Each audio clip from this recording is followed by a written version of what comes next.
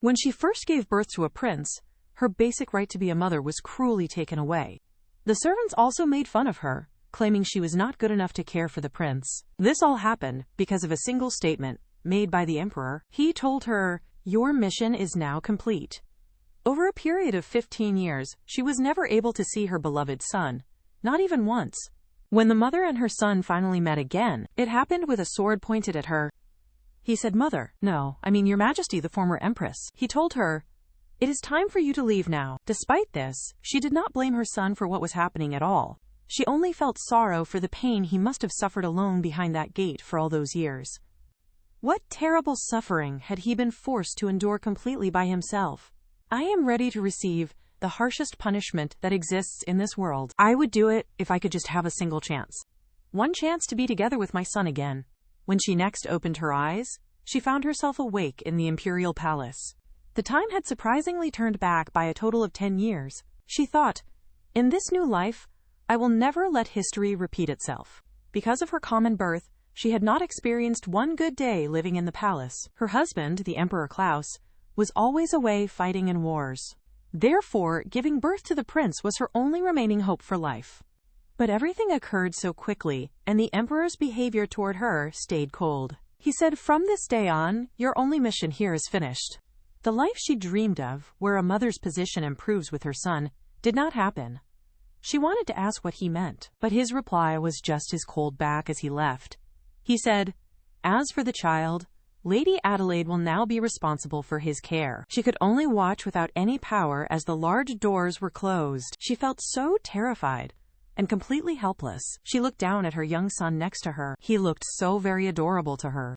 Her feelings of unfairness and great pain grew intensely in that moment. She held her son very tightly, as he was her only source of support. However, what cannot be avoided will always happen. Someone shouted, "Let go of him with your filthy hands." This sudden and rough action greatly startled her. She begged them not to take her son from her. She promised she would give him a very happy future. You are simply not worthy," they told her. For the very first time, she challenged Lady Adelaide by declaring, "I am his mother. You are only a tool that was used for producing the royal heir. Did you not hear what His Majesty the Emperor just told you? Your mission is over."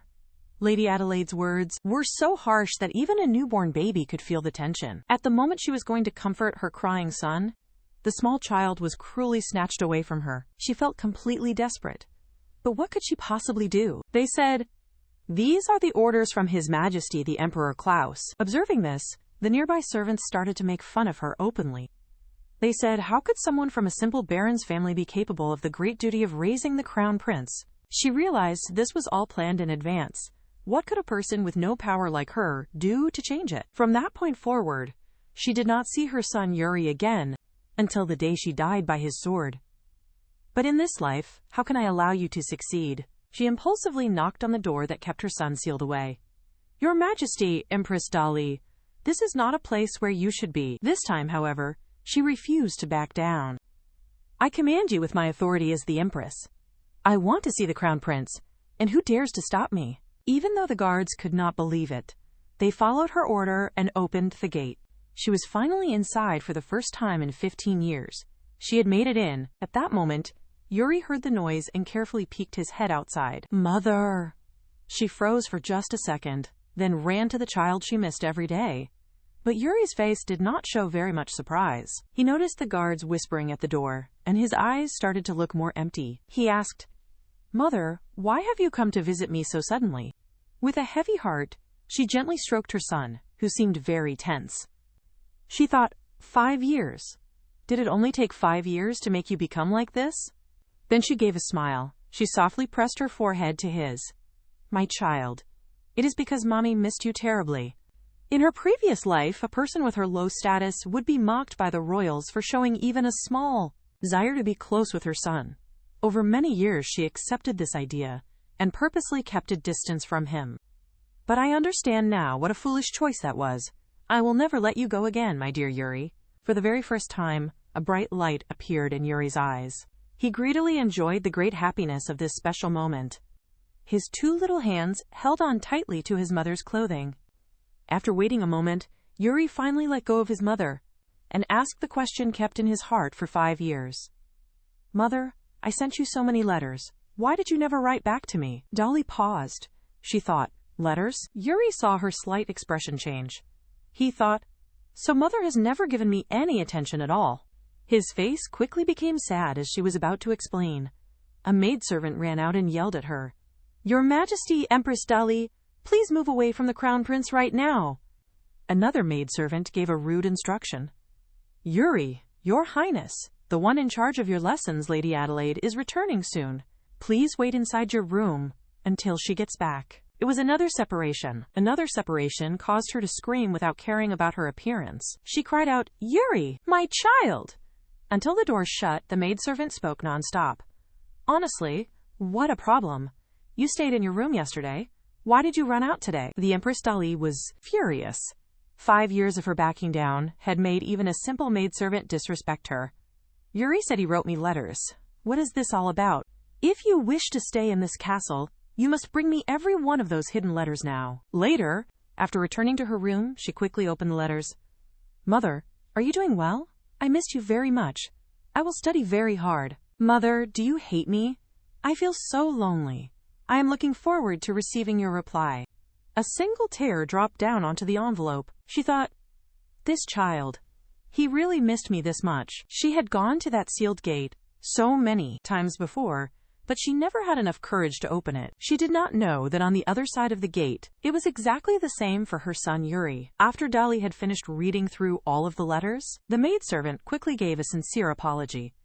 "Your Majesty, the Empress Dolly, this was a failure of my duty. I am so terribly sorry." However, Dolly had no plan to forgive her. "You should hope that I do not discover who was really behind all of this. Otherwise, I promise I will make all of you pay." The most important task now was taking over Yuri's care. For that, only one man's permission would be enough. The man who had told her that her mission was finished. A man who had not said a single word to her since that day. The man who had totally broken her heart. It was Klaus, the Emperor of the Iranian Empire. But for Yuri's sake, none of those things really mattered at all. "Pardon my intrusion." The butler standing outside the door froze for a second, then he greeted her with a smile. "Please come inside." To the Emperor, she was an uncommon guest. "It has been a very long time, Your Majesty. May the glory of the Empire be with you." The Emperor's cold eyes suddenly became serious. He both wanted and hated that she had arrived. He said, "I heard there was some kind of commotion in the castle." "Yes," she replied. "That is the reason why I have come to see you." To her complete surprise, the Emperor stood up from his desk and walked over to the sofa. This was a basic sign of respect the royal family showed guests. It was the first time she was ever treated this way by Emperor Klaus. Desserts and coffee were served, with the butler pouring tea. This was also new in her 5 years of marriage. After being dazed, she got to the point.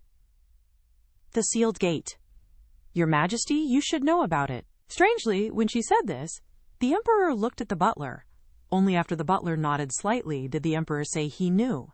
It seemed something else was happening here. Dolly asked, "Could I please ask you to open that sealed gate?" "To enter the sealed gate, one needs permission from the head of education, Lady Adelaide.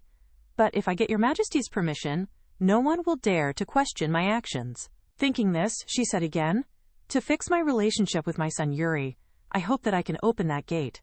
I am begging you." However, Emperor Klaus was deep in his own thoughts with a very serious face. Once more, she felt a pressure that was suffocating her. "For your own sake." She put the envelopes on the table. "I just found out Yuri wrote me many times, but in 5 years I never got one. For some reason, the letters were hidden away in a storehouse." When he heard these words, the Emperor's expression became very dark. It was obvious that someone was blocking them from behind the scenes, but in this life, she would not let Yuri be harmed by this. And where she could not see, a look of relief appeared on the Emperor's face. He thought, so that is it. She came for Yuri. But when Dolly looked up at him again, the Emperor returned to his cold expression. This also made her feel more determined. "Until you agree, I will not be going anywhere. I won't let anyone be an obstacle between me and my son." The Emperor paused. He did not want Dolly to have too much contact with Yuri. But her firm attitude made it hard for him to say no. "Then you may do as you wish," she asked. "Does that mean you agree to my request?" He replied, "Didn't you just say you would not leave here until I agreed?" This wonderful day had finally arrived for her. She could finally be with her son Yuri, openly. "Thank you very much, Your Majesty. Now please allow me to leave." But the Emperor stopped her from leaving. "I can agree to open the gate for you, but there is one condition. This is the gate's key. Each time you want to open it, you must come to me for it." Dolly did not know what Emperor Klaus was planning, but when she compared it to being with her son Yuri, none of those other things mattered to her at all. After Dolly left, the Emperor stared at the hand that held the key. A feeling he had lost long ago returned. After she received the Emperor's permission, she eagerly went to the sealed gate once again. "His Majesty gave me the key for this gate. Can you please help me open it?" This time, the guards did not waste any of their words. The sealed gate finally opened. This was a sign that changes to the future had now officially started. Inside the garden, she looked for her son right away. But the garden servants had been given instructions. Not one of them would tell her where Yuri was. Not until she searched the whole garden and was covered in sweat did she find that small boy near the flower bed. At that moment, she looked at the letter in her hand. "They say ladies like flowers. Mother, would you like to go pick flowers with me? I am looking forward to your reply." She very gently called out her son's name, Yuri. Yuri did not expect his mother would be able to come inside again. Then he looked at the letter. It was one he had written to his mother, Dolly. Feeling very guilty, she told her son, "I am so sorry. It took me this long to see your letter. I will read every letter you have written, I promise." For a brief moment, Yuri's eyes became filled with hopeful anticipation. But then, he quickly hid his true emotions once again, even while his mother was talking and praising him. Just then, he suddenly looked toward a corner with panic. Then he quickly stood up and said to his mother, "I really have to go right now." After he said that, he ran away without ever looking back, even when his mother was pleading with tears behind him. "Yuri, my dear child, Mommy really does miss you so very much." Her sad and gloomy mood continued until the following morning. "Was I too sudden yesterday? Did my actions make Yuri feel uncomfortable? But all of those letters that he wrote to me, he must have thought of me when he wrote them. If I wasn't reborn, I would not have known. He also wanted his mother's love. It seems I should be more careful." A child's heart is much more fragile and very sensitive than most adults believe. She thought, "My child, I have made you suffer so much." Thinking about all of this, she decided she needed to pull herself together. "I have to make up for the 5-year gap between us."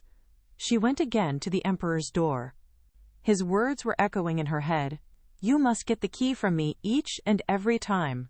But at the moment she finally gathered her courage to knock on the door, a sharp voice suddenly called out, "His Majesty, the Emperor Klaus, is not in the city at the moment. He went to inspect the Bird of Asia territory. You must have already known about this, Empress Dolly." Her expression became especially ugly when she heard this at this moment, because the person speaking was Lady Adelaide, the Emperor's aunt. She was the main person who took Yuri from her. Dolly had almost no contact with the Emperor for 5 years. She could easily detect the mean sarcasm in Lady Adelaide's voice. "I see. I will come back another time," Lady Adelaide said. "If you want to go inside, I can open the door for you." Dolly turned around to look at Lady Adelaide with complete disbelief. She did not believe for a moment that she could be so kind. But Lady Adelaide wrote a permit for her. "Here, take this permit to the gatekeeper. Then you will be able to go in and out freely." It was obvious charity, but it was also exactly what Dolly wanted. Yet the moment she touched the permit, Lady Adelaide let it go with a very cruel and malicious smile. Then she dropped it and stepped on it with her foot. "No matter what, you are not fit to get involved in matters about the Crown Prince's important education. The Prince's education, by our tradition, is managed by the female relatives who come from the south. Have you possibly forgotten the words His Majesty the Emperor said to you on that day? How could the Empress of a nation be so easily shamed and humiliated by another powerful woman?" But what could she possibly do, since she was so powerless? Lady Adelaide said, "I hope certain people here know their proper place." Dolly still lowered her head to pick up the permit. In this city, Lady Adelaide had great power. Fighting with her now was not a smart decision. Since she learned from her past mistakes, she was much more careful. She secretly watched her son Yuri's every single move until she saw something very unusual while he was eating his meal quietly. Yuri had accidentally knocked half of a fresh tomato off his plate. A servant quickly picked it up but did not look Yuri in the eye. This happened even when Yuri said sorry to her. It was planned isolation. He had no one to trust. Yuri seemed so helpless at this moment. Seeing this broke her heart. And Yuri, when no one else was there, would hide an apple and run to the flower bed. Following him, she was a little confused. Isn't this the same place that Yuri came to yesterday? Not until she saw a little dog suddenly run out from the flower bed, and her son took out the apple to feed the puppy. Did she finally understand everything? Her son Yuri was worried that another person would discover the puppy was there. When she saw the happy face her son made as he played with the little puppy, a sharp pain hit her heart. In the whole castle, maybe this secret friend was the only thing that made her son smile. Seeing her son looking so happy, she decided she should do something. That's it. Some milk. He would probably enjoy some milk, but nobody would have guessed that John was hidden in a corner right behind her. Not long after Dolly had left, Yuri got a visitor he did not want. Lady Adelaide, without saying a word, asked for a stick from a servant. Yuri knew his biggest fears were now real, but he still stood to protect the puppy. I'm sorry. He is my friend. Take it away. At her command, a disgusted servant picked up the small puppy by the back of its neck, and to protect his friend, Yuri tried to resist her once more. Grand Aunt, you cannot do this. But the only response that Yuri received was a hard strike from the stick, followed by a very harsh scolding. How disgusting! As the crown prince, you dare to play with a dirty animal. This is unbelievable. I have told you many times that the only thing you must think about is how you will contribute to this nation, she continued. Next, as you should know, you are going to be punished, she ordered. Come here. Now hold out your hand. Fear, despair, and a feeling of numbness. These three different expressions appeared on Yuri's face all at once. He expertly rolled up his own sleeve, and in response, Lady Adelaide showed a very triumphant and cruel smile. She raised the stick high in her hand with a grim face. Stop! Meanwhile, somewhere else on the other side, the Emperor's group was just then returning from their inspection tour.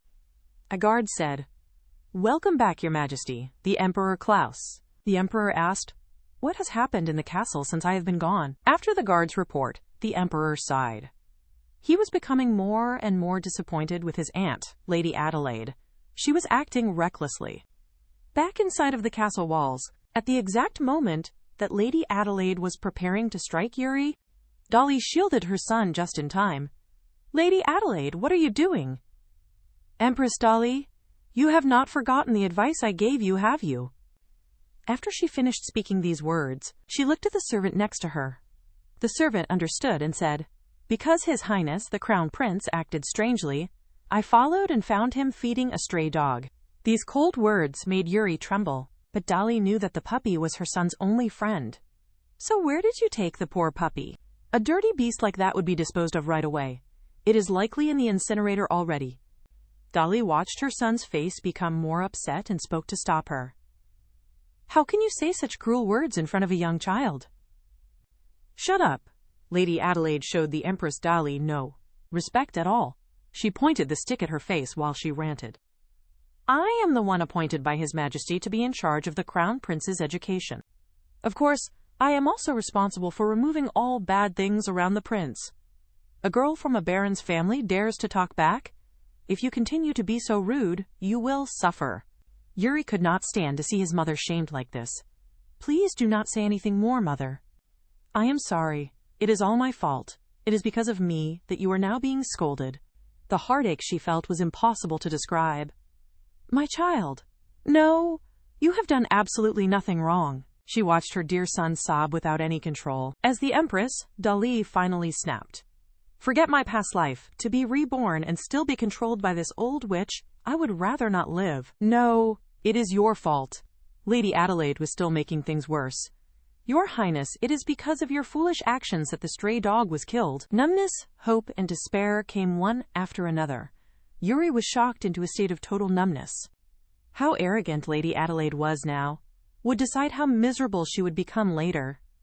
How pathetic to cry tears for a simple stray dog. Dali yelled, "Shut up! The pathetic one in this place is you, you old witch!" The whole garden was in complete chaos. No one ever expected the humiliated empress would finally explode like this. "It is one thing for you to completely disapprove of my birth, but as this child's mother, I will not tolerate your disrespect for him anymore. He is crying for a puppy, which shows that he is a kind person. In contrast, are you so focused on your royal title that you forgot the basic kindness we should have as people?" As she spoke, she comforted her son. "And one more thing about the letters Yuri sent me. For some reason, they only arrived a few days ago. And the person who ordered servants to hide the letters in the storeroom from me, Lady Adelaide, that person was you, was it not?" Yuri finally understood the true reason why his mother had never replied to any of his letters. "My, what are you talking about?" Sure that the empress had no proof, she sneered. "Those from baronet families are just commoners." The words just left her mouth when the empress grabbed her arm. "How strange! How is it all of Yuri's letters have the same perfume that you wear?" Hearing this, Lady Adelaide reacted right away. "I have never been treated with such disrespect before." To hide the truth, she quickly changed the subject. "His Majesty, Emperor Klaus, is my nephew. What do you think would happen if he ever found out about this?" This was something Dali had not considered. Even though she was the empress, she knew she had no influence with the emperor. "Who is it that is calling me?" The sudden voice startled absolutely everyone present. When they all saw that it was His Majesty, the Emperor Klaus, Lady Adelaide changed her story and tone immediately, telling him about the humiliation she claimed to have suffered from the empress. Empress Dali, with a very serious expression, stood to protect her son Yuri. In her view, because the emperor made Lady Adelaide her son's head of education, he would surely be on Adelaide's side. But a surprising outcome arrived just as Lady Adelaide looked at her with a smug face. The Emperor Klaus spoke with a very dark expression. "Let go of her hand. I said, let go of her with your filthy hand. Did you not hear me?" This sudden change of events completely stunned Lady Adelaide. The Empress and her son were also very surprised. "What do you mean by this?" he replied. "What do I mean? I had my men investigate you a long time ago. You used my name with that tone. Regarding the sealed gate, it seems you did many tricks behind my back. While I was away, you were hurting the Crown Prince and taking his letters. Do you think I know nothing?" When he said all of this, Lady Adelaide started to completely panic. "You are my late mother's only living family member. Out of respect for her and for old times, I have tolerated so much from you. But it appears that our connection must end right here. Based upon your actions, I have now decided to sentence you to death." "What did you just say?" Lady Adelaide could not have imagined this kind of outcome. She felt terrified. "Your Majesty, I am begging you for your mercy. Please forgive me. Please spare my life." The words from a ruler are like water that is spilled. They are impossible to take back. The Emperor Klaus did not even bother to look at her again one more time. But at that moment, Empress Dali called out to him. "Disrespecting the royal family is a very serious crime. As the emperor, I cannot tolerate this kind of behavior." "Yes, I understand. But I think taking away her power and sending her out of the city would be more fitting." The Emperor Klaus was just about to refuse her request. But then he saw the very worried look on his son Yuri's face, and he hesitated. He knew his son was worried he would make things hard for his mother, Dali. The Emperor asked Lady Adelaide, "Aren't you going to thank the Empress?" After he spoke, the Emperor left them without looking back once. Hearing this, Lady Adelaide at once crawled on the ground before her. "Your Majesty, Empress Dali, thank you for your mercy. I, Adelaide, will give you all my loyalty." Her eyes turned very cold. "I was not pleading for you. I did all of this for you. If you died just like that, Yuri would think it was his fault and take all of the blame on himself." After she calmed herself down, she turned around to face Lady Adelaide. With a gentle smile on her face, she spoke the coldest words. "Did you know that in the north there is a place called North Cadra, which is known as the Ice Prison, and it puts fear into the hearts of criminals? Death there is the sweetest word to any criminal. Starting tomorrow, pack up your things and go to the North Cadra Monastery." Lady Adelaide could only think that this Empress Dali's ways were terrifyingly cruel. With that finished, she took her son's hand. Yuri, let us go now. For the very first time, Yuri saw someone who was willing to stand up for him. And that person was his mother, Adelaide, whom he had not seen in 5 long years. He then squeezed his mother's hand just a little bit tighter. After they had returned to the main castle, she continued to comfort her son. First of all, I am sorry. Mommy was not in time to save your puppy. Yuri knew it was not his mother's fault. But why was she apologizing to him? Under Lady Adelaide's 5 long years of very cruel and villainous education, Yuri had formed a habit of thinking when something went wrong, it was because he did not do well enough and it was his fault. A sudden woof from nearby made both of them freeze in place. They wondered, could it possibly be? Pardon me, I've come to deliver something for His Highness, Yuri. Yes? The puppy is alive. Lulu, it is really Lulu. Because of Lady Adelaide's recent strange behavior, I was assigned to secretly watch her every move. Because of this, I was able to save this little life.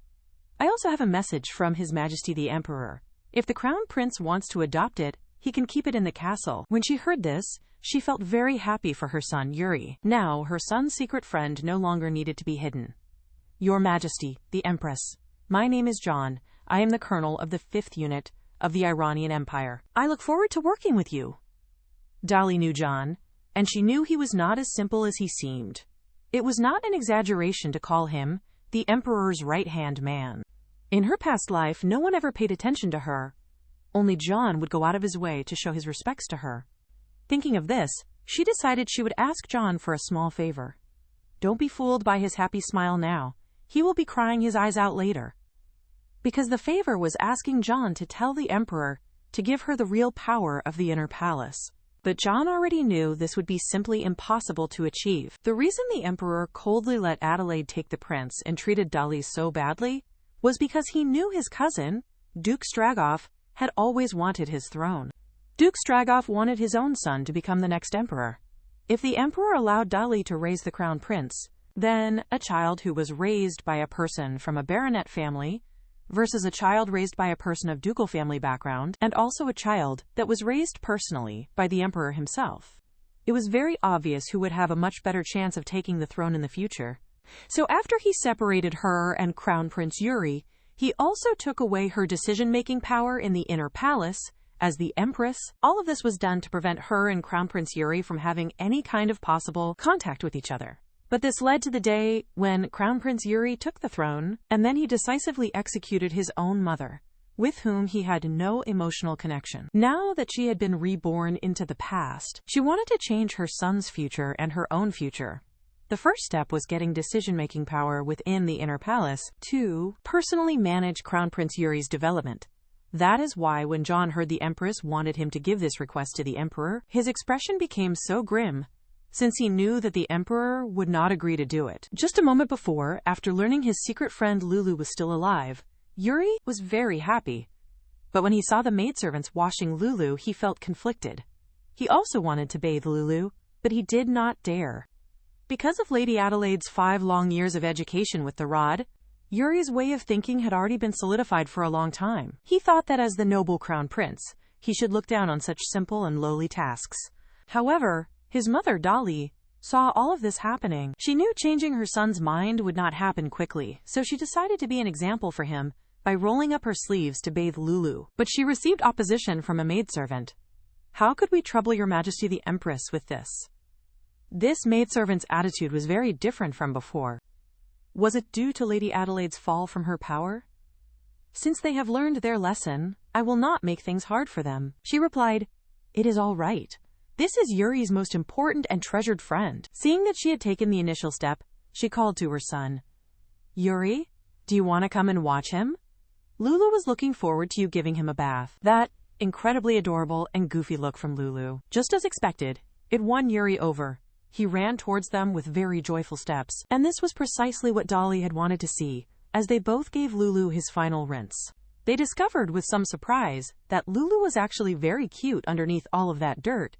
Helping Yuri become a person with emotions was her first important step. It was very clear that she had succeeded. Not too far away, John reported to His Majesty the Emperor.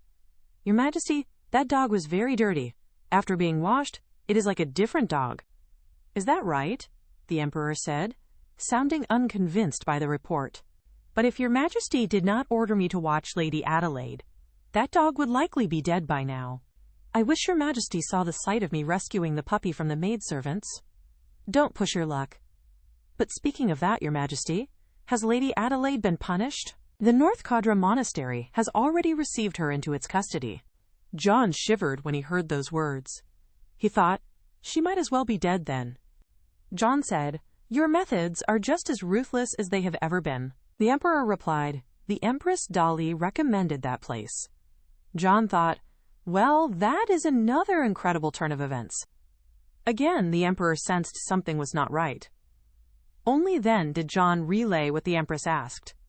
"Her Majesty, the Empress Dolly, wants all the decision-making power in the inner palace." The Emperor Klaus was very stunned when he heard this. Then he said coldly, "That is completely impossible."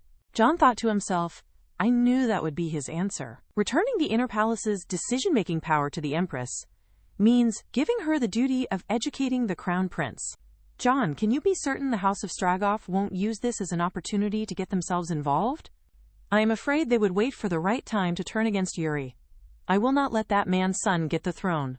John wanted to say something else in support of the Empress, but Emperor Klaus had already finished writing out his reply, and he had John deliver the note directly to the Empress. After he saw what was written on the note, John's face fell because it said, "You want custody of the Crown Prince? In your dreams." Meanwhile, after spending the entire day playing with her son, Dolly was thinking back. Her son Yuri's smile was so very endearing. But as she was smiling to herself, her own smile faded. In my last life, Yuri would have already lost Lulu by this time. But back then, I did not even notice anything wrong at all. I let Yuri live every single day in pain, and I did nothing for him. I was a truly unfit mother. But I swear I will not let Yuri show a sad face again. A sudden knock at the door pulled her back from her deep thoughts. "Your Majesty, the Empress Dolly, it is Emma. Are you available to talk right now?" After Dolly opened the door, she saw a small boy hiding behind Emma. "Yuri, what are you doing here?" she asked. "What is it, my dear child?" "Mother, I have something I need to say to you. I am very sorry for running away earlier without saying goodbye. And you also helped me bathe Lulu. I should be the one you can depend on. But I did not do anything. I am really so sorry." She had wondered what this was about. She leaned down and gently stroked her son's small head. She said, "It is okay. Lulu was probably still in the garden at that time, right? You were worried Lulu would be in danger if someone discovered him, so you were scared and ran away. You did the right thing," she told him. Seeing that his mother did not blame him for his actions, Yuri's worried heart was finally able to be put at ease. "Mother, there is just one more thing I need to say. Can you go and look at the flowers with me again?" Faced with her son's sweet invitation, how could Dolly ever refuse him? She smiled and made a new promise with her son. She said, "Yuri, even though you carry many important duties on your shoulders, and you have to endure them all alone and in complete silence, if it is at all possible, I really hope that I can share your worries and help lighten your burden." Yuri nodded his head silently. Just then, the usually quiet Emma suddenly spoke up to him. "Lord Yuri, did you forget to say something else?" Yuri seemed to remember something and quickly searched through his bag. But he stopped what he was doing halfway. Seeing this, Dolly did not rush him, but instead she gently caressed her young son's cheek with her hand. "Don't be nervous, my dear Yuri," she said softly. "If you have anything at all that you want to say, just say it. For example, you could say that Lulu was very energetic today, or that I had a scary dream, or the sky is beautiful. You can say anything you want. I am always looking forward to you sharing things with me. Just being able to hear your voice makes me feel so happy." As she finished speaking, she took her son Yuri's hand in hers. After receiving his mother's comfort, Yuri's expression brightened up a great deal. In the end, he still did not say what he wanted to say. Actually, Dolly could guess what her son wanted to say. Maybe it was about the upcoming Imperial Glory Festival. A married couple, but single for 20 years. But they have an adorable son, even though they share the same bed every night. Nothing at all ever happens. When morning comes, her husband is nowhere to be found. So, it is essentially like she is sleeping all alone. But today is a very special day. It is her precious son, Yuri's, 6th birthday celebration. So Dali brought Emma in early in the morning to help plan for the birthday party. Without having startup funds, Dali had no choice but to use a necklace she treasured for many years. Emma looked very worried. Your Majesty, the Empress Dali, are you completely sure about doing this? This necklace was a part of your dowry from His Majesty the Emperor Klaus. If His Majesty, the Emperor, finds out about this, he will be angry. Dali had, of course, already considered what Emma said. After all, she had not yet officially gotten back her decision-making power in the inner palace. The amount of funds that she had available were not very large, and there was really no point at all in keeping something that she could not use. In the past, this necklace inspired her to play the role of the Empress well. But now she could continue on with determination. Even without it. Right, this is something for you. Dali took out a beautiful red lotus brooch, which was clearly very valuable at first glance. At the moment that Emma was about to refuse the gift, she was quickly interrupted by, Dali, when I saw Yuri yesterday, I noticed he is very close to you. Knowing this child is looked after puts my heart at ease. So please, you must accept it. Please consider it to be a gift of my thanks. Besides that, doesn't Yuri really like flowers? He will love it if you wear this flower-shaped brooch. Saying this, she pinned it on Emma. As if she was sensing Her Majesty the Empress's kindness, Emma felt a very deep sense of shame and self-reproach. She had also once failed to protect somebody important because of her fear of power. Could Her Majesty the Empress possibly forgive her? Even with that. Emma, I will have to trouble you to look after Yuri from now on. Emma nodded her head solemnly. I swear it. From this day on, I will serve Her Majesty the Empress with all of my heart. Dali smiled with a feeling of deep satisfaction, and after that, the two of them began to think about what kind of gift to prepare for Yuri, since the day of the Imperial Glory Festival was getting closer. They needed to prepare a shield for him. This was a very long-standing and important tradition of the royal family. Whenever a royal child turned the age of 6, their parents would give them a sword and a shield, which symbolized trust and love to show their royal status, hoping that the young child would learn how to stand on their own 2 feet and contribute to the nation's future. For this task, Emma sought out 2 famous merchants who were in the imperial city.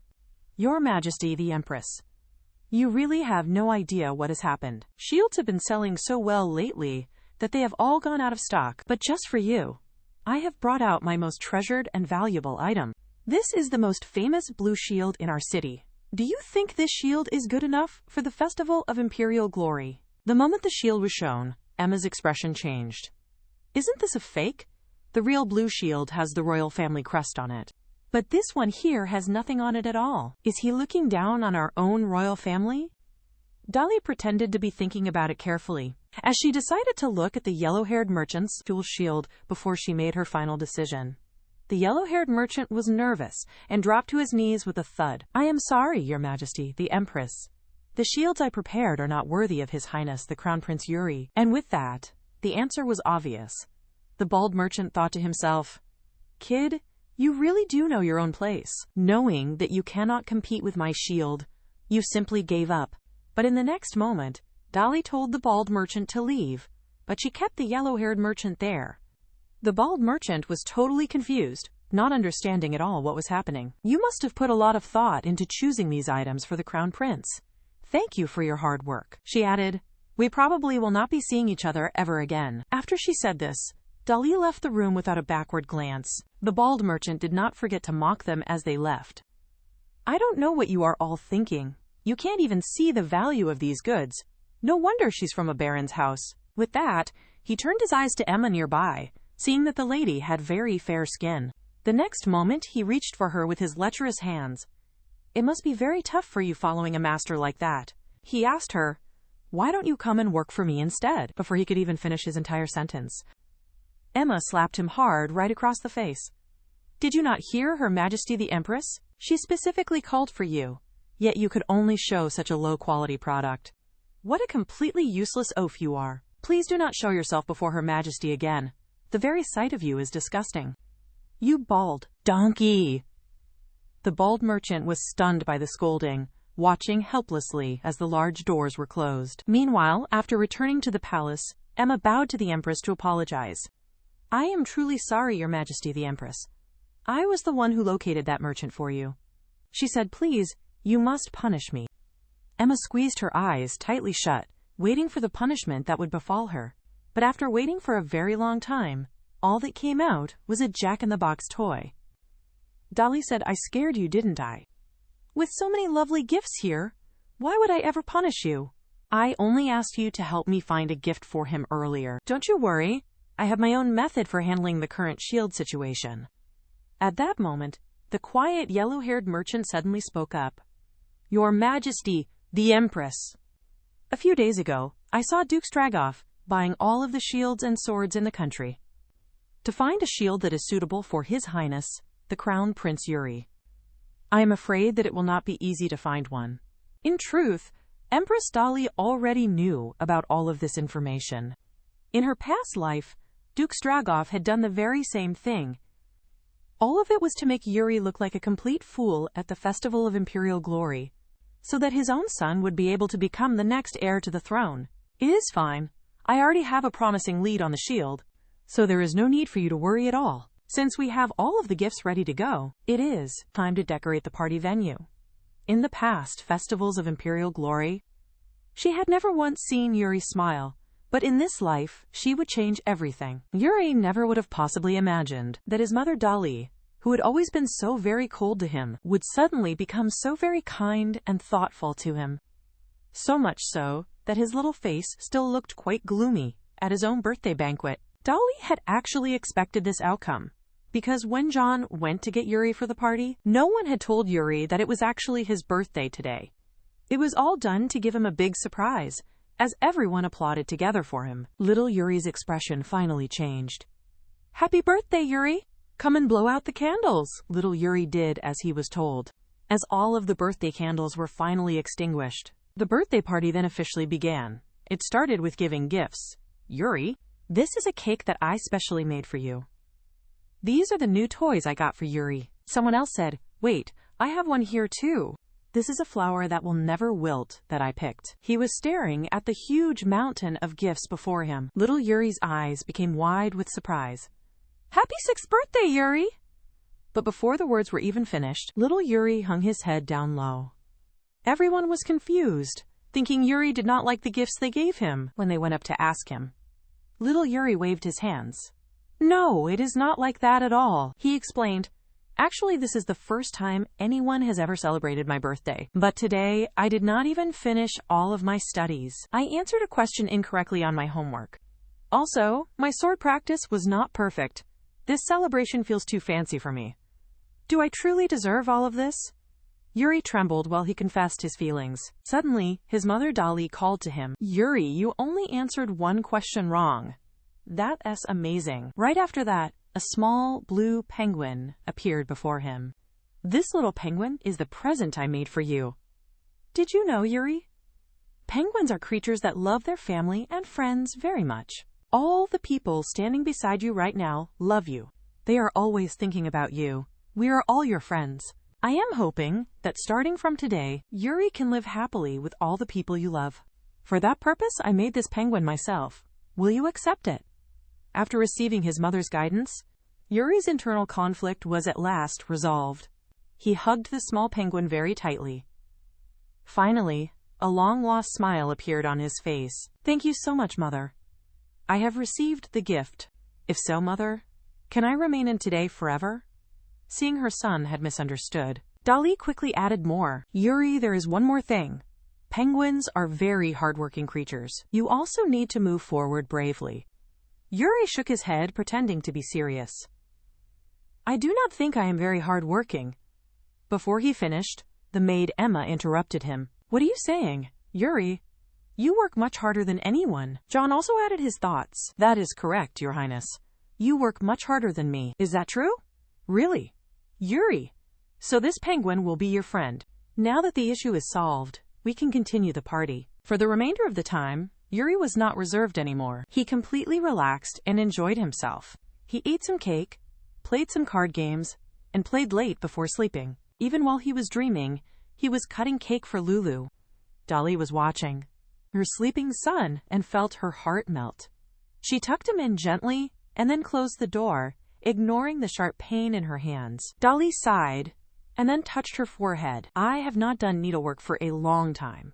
Even just sewing a penguin made my hands get pricked. It seems I must find some time for practice. She recalled the last time she sewed was after she married in her past life. In those days, her cold husband would ask her every month what she learned. She may have mistaken his questions about her classes for actual concern.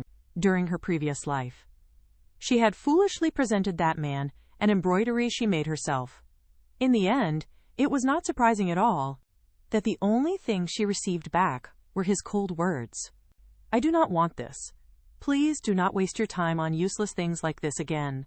From that day forward, she did not ever do needlework again.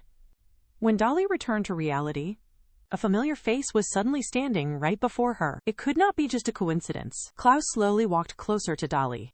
Is there anything I can assist you with, Your Majesty? Before Dolly could finish speaking, Klaus swept her into his arms. Dolly was like a scared rabbit, with her eyes wide. Your Majesty, what are you doing right now? As she was speaking, Klaus had already put his own forehead against hers. Do you have a fever? Dolly frowned with confusion. It is truly hot. What was wrong with him today? He was not the type who cared about her. What is it that you have been doing? Do you not know the festival of imperial glory is nearly here? It was just as she thought. He was not worried about her. He was just worried if the festival could go on smoothly. I have been doing needlework. Since I haven't done it recently, my hands are a little clumsy. I did some more of it tonight, so I may have caught a chill. After she finished speaking, Klaus stared at her very fiercely. Needlework? Why do you waste your time doing such a useless thing? Dolly was so angry with this man, she could have died. You ask me the reason?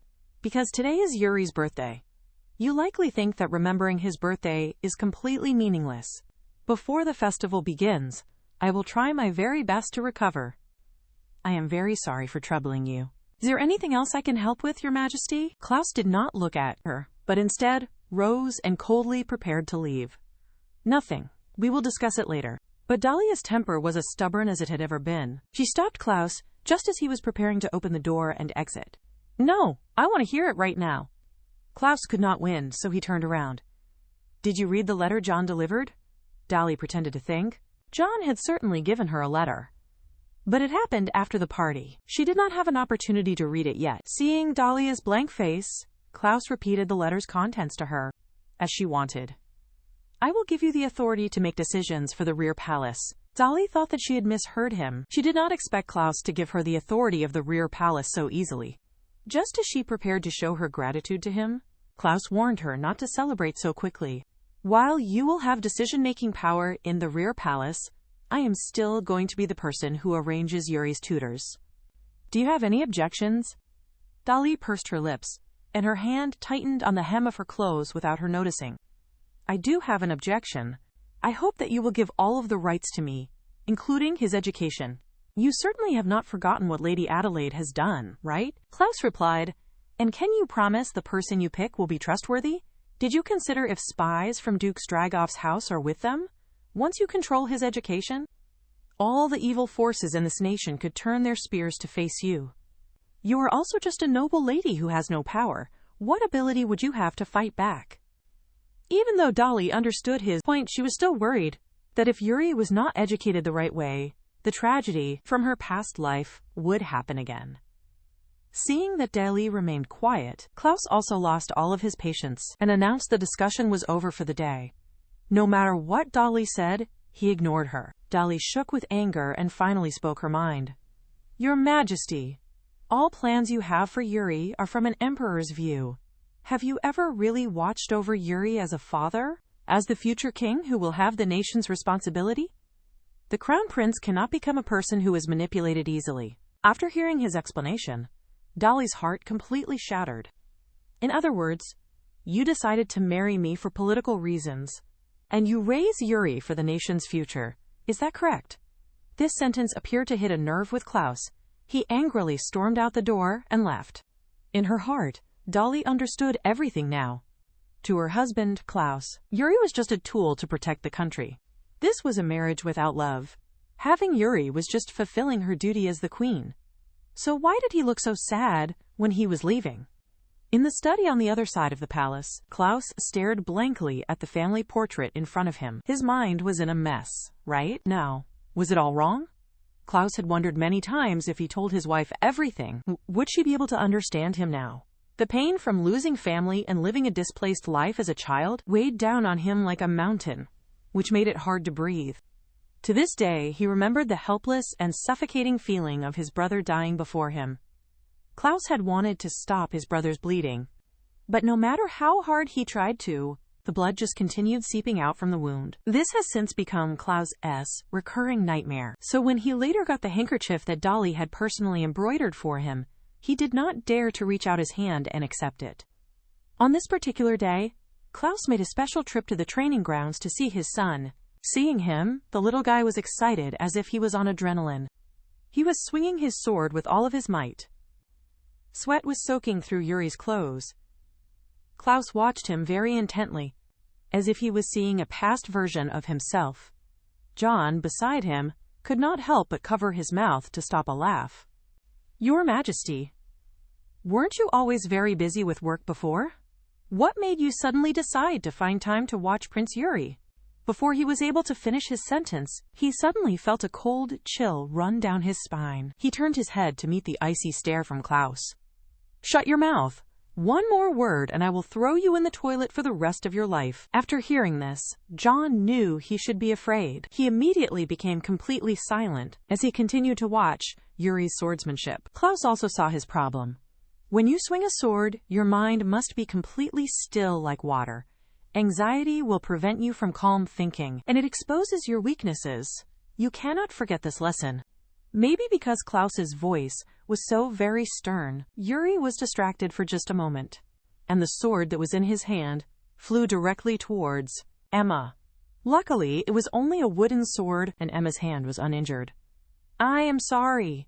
Your Highness Yuri, I am fine. You do not need to apologize." "Yuri, what were you thinking about right now, during your practice? If that had actually been a real sword, Emma would now be dead by your hand." Yuri had not realized the situation. It was that serious. His eyes turned red right away, and he bowed again and again in apology. "It is okay, Your Highness Yuri. Failure is the mother of all success. Also, Emma's injury is not serious. She will recover after a fast trip to the infirmary." Saying that, she wisely led Emma away from there, leaving Klaus and Yuri some private space. Yuri, trembling, was still upset about his big mistake. An unknown amount of time passed by, and then Klaus finally spoke. "Yuri, you must not forget how you are feeling right now. The fear you have of losing those close to you will push you to become much stronger." In a moment, it was as if Yuri understood something, and the sadness in his heart was gone. He then gave his father a very deep bow. "Father, I finally understand now." Klaus nodded, satisfied. "That is all for the training today. Go back to your room." Watching his sons retreating back, Klaus's heart was aching too. But, to stop his son from following his own path from the past, this was the only way to do it. Klaus was in a very bad mood on this day. He was looking at the family portrait in his hand, and Dolly's image appeared without his control in his mind. "You chose to marry me for political reasons, and you are raising Yuri for the nation's future. Is that correct?" Klaus sighed without any hope. He decided he would apologize to Dolly, but when he got to the Queen's chambers, he then learned that she had gone out very early in the morning. Klaus could not help frowning, looking at the rain outside. He felt worried. So he had a servant prepare a carriage, and he planned to go pick Dolly up. By the time that Klaus finally arrived at the destination, it was late at night. He was just about to raise up his hand to knock. The door was suddenly pushed open by a woman. Dolly looked at her husband's very troubled face and frowned, confused, not knowing why he suddenly appeared here. Just when she was about to ask what was happening, she was then interrupted by the shopkeeper who was behind her. "Miss Dolly, we surely have a lot of customers here today. Whose turn is it right now?" When he saw the person who was at the door clearly, the shopkeeper, Hate, was shocked. "Your Majesty, the Emperor." Klaus gave a slight nod, and then in the next second, he grabbed his wife's hand, prepared to take her home.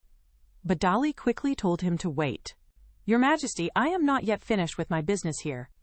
"It is fine, Miss Daly. I will accept your request. I'm a man who truly hates to go back on my word, so you can return without any worry.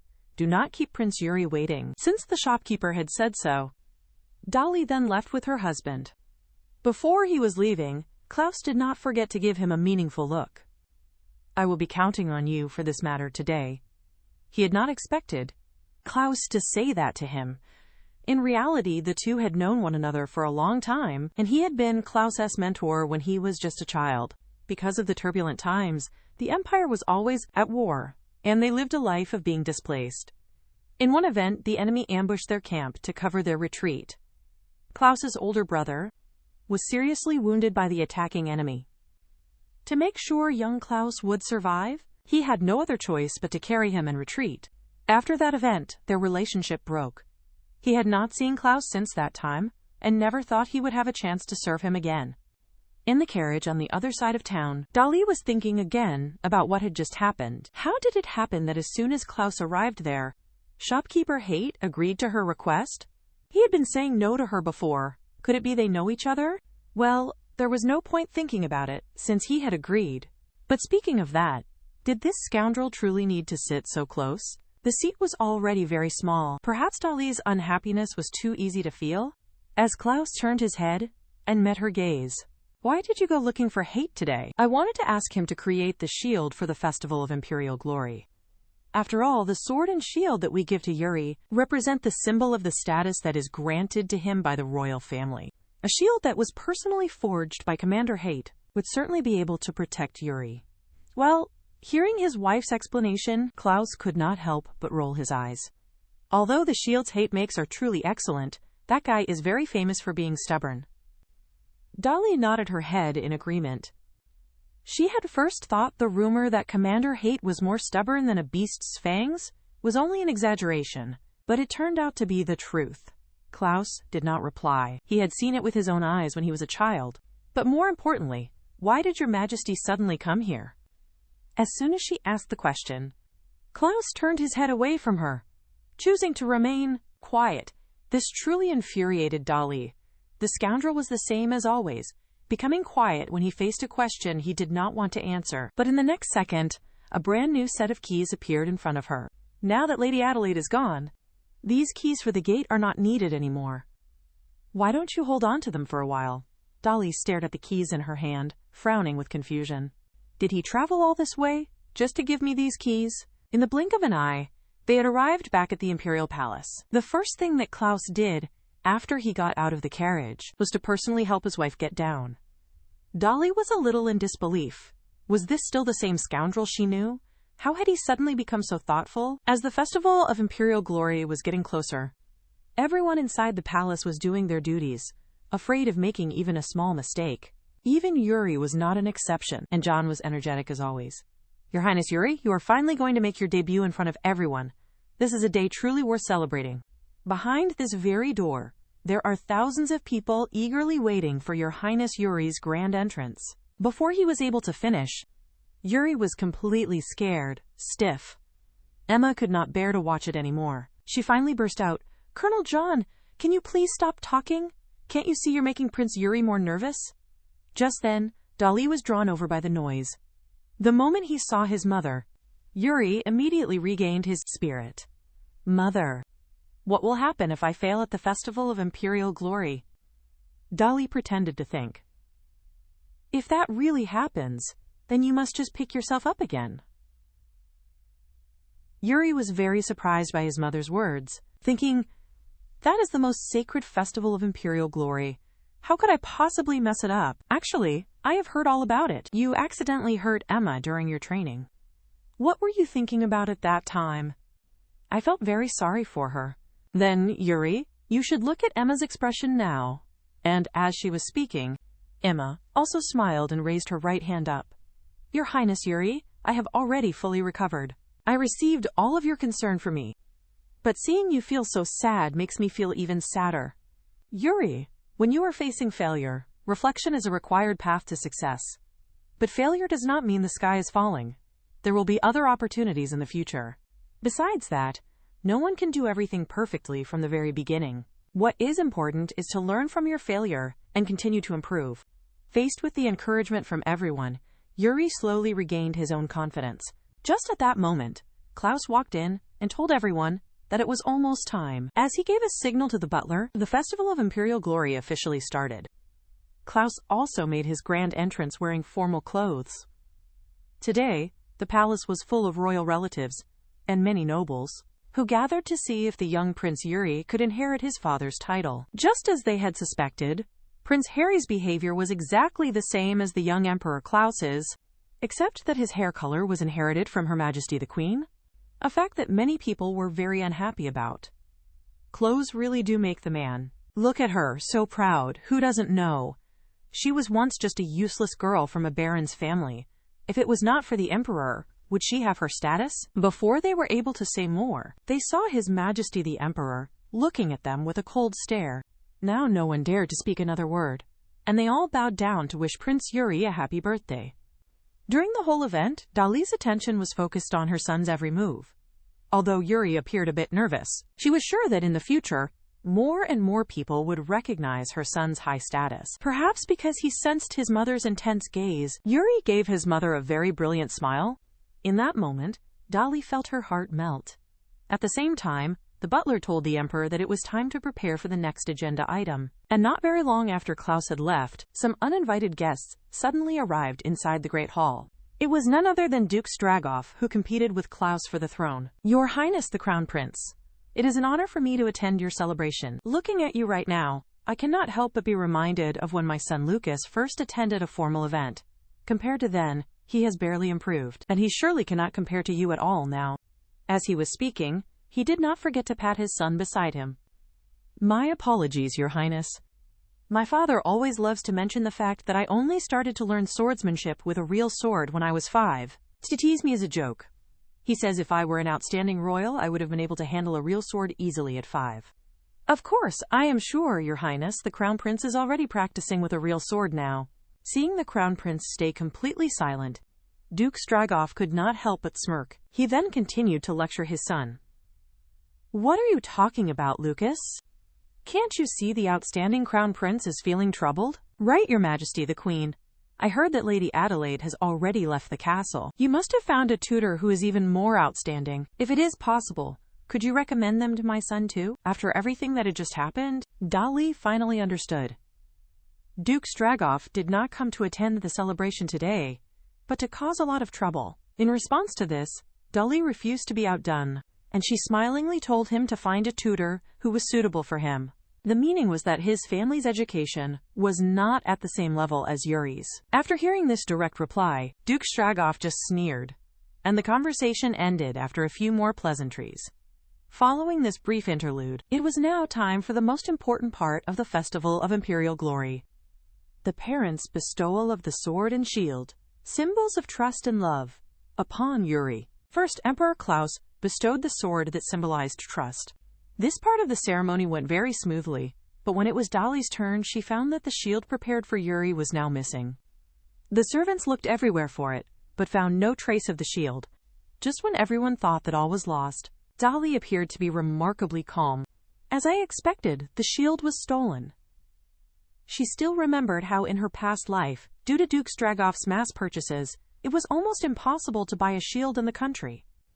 In the end, she was forced to purchase one from a nearby country, but it was stolen unexpectedly before it could be given to the Crown Prince. Just as the ceremony was about to be completely ruined, Lady Adelaide suddenly produced a low-quality shield from somewhere, insisting that she take it.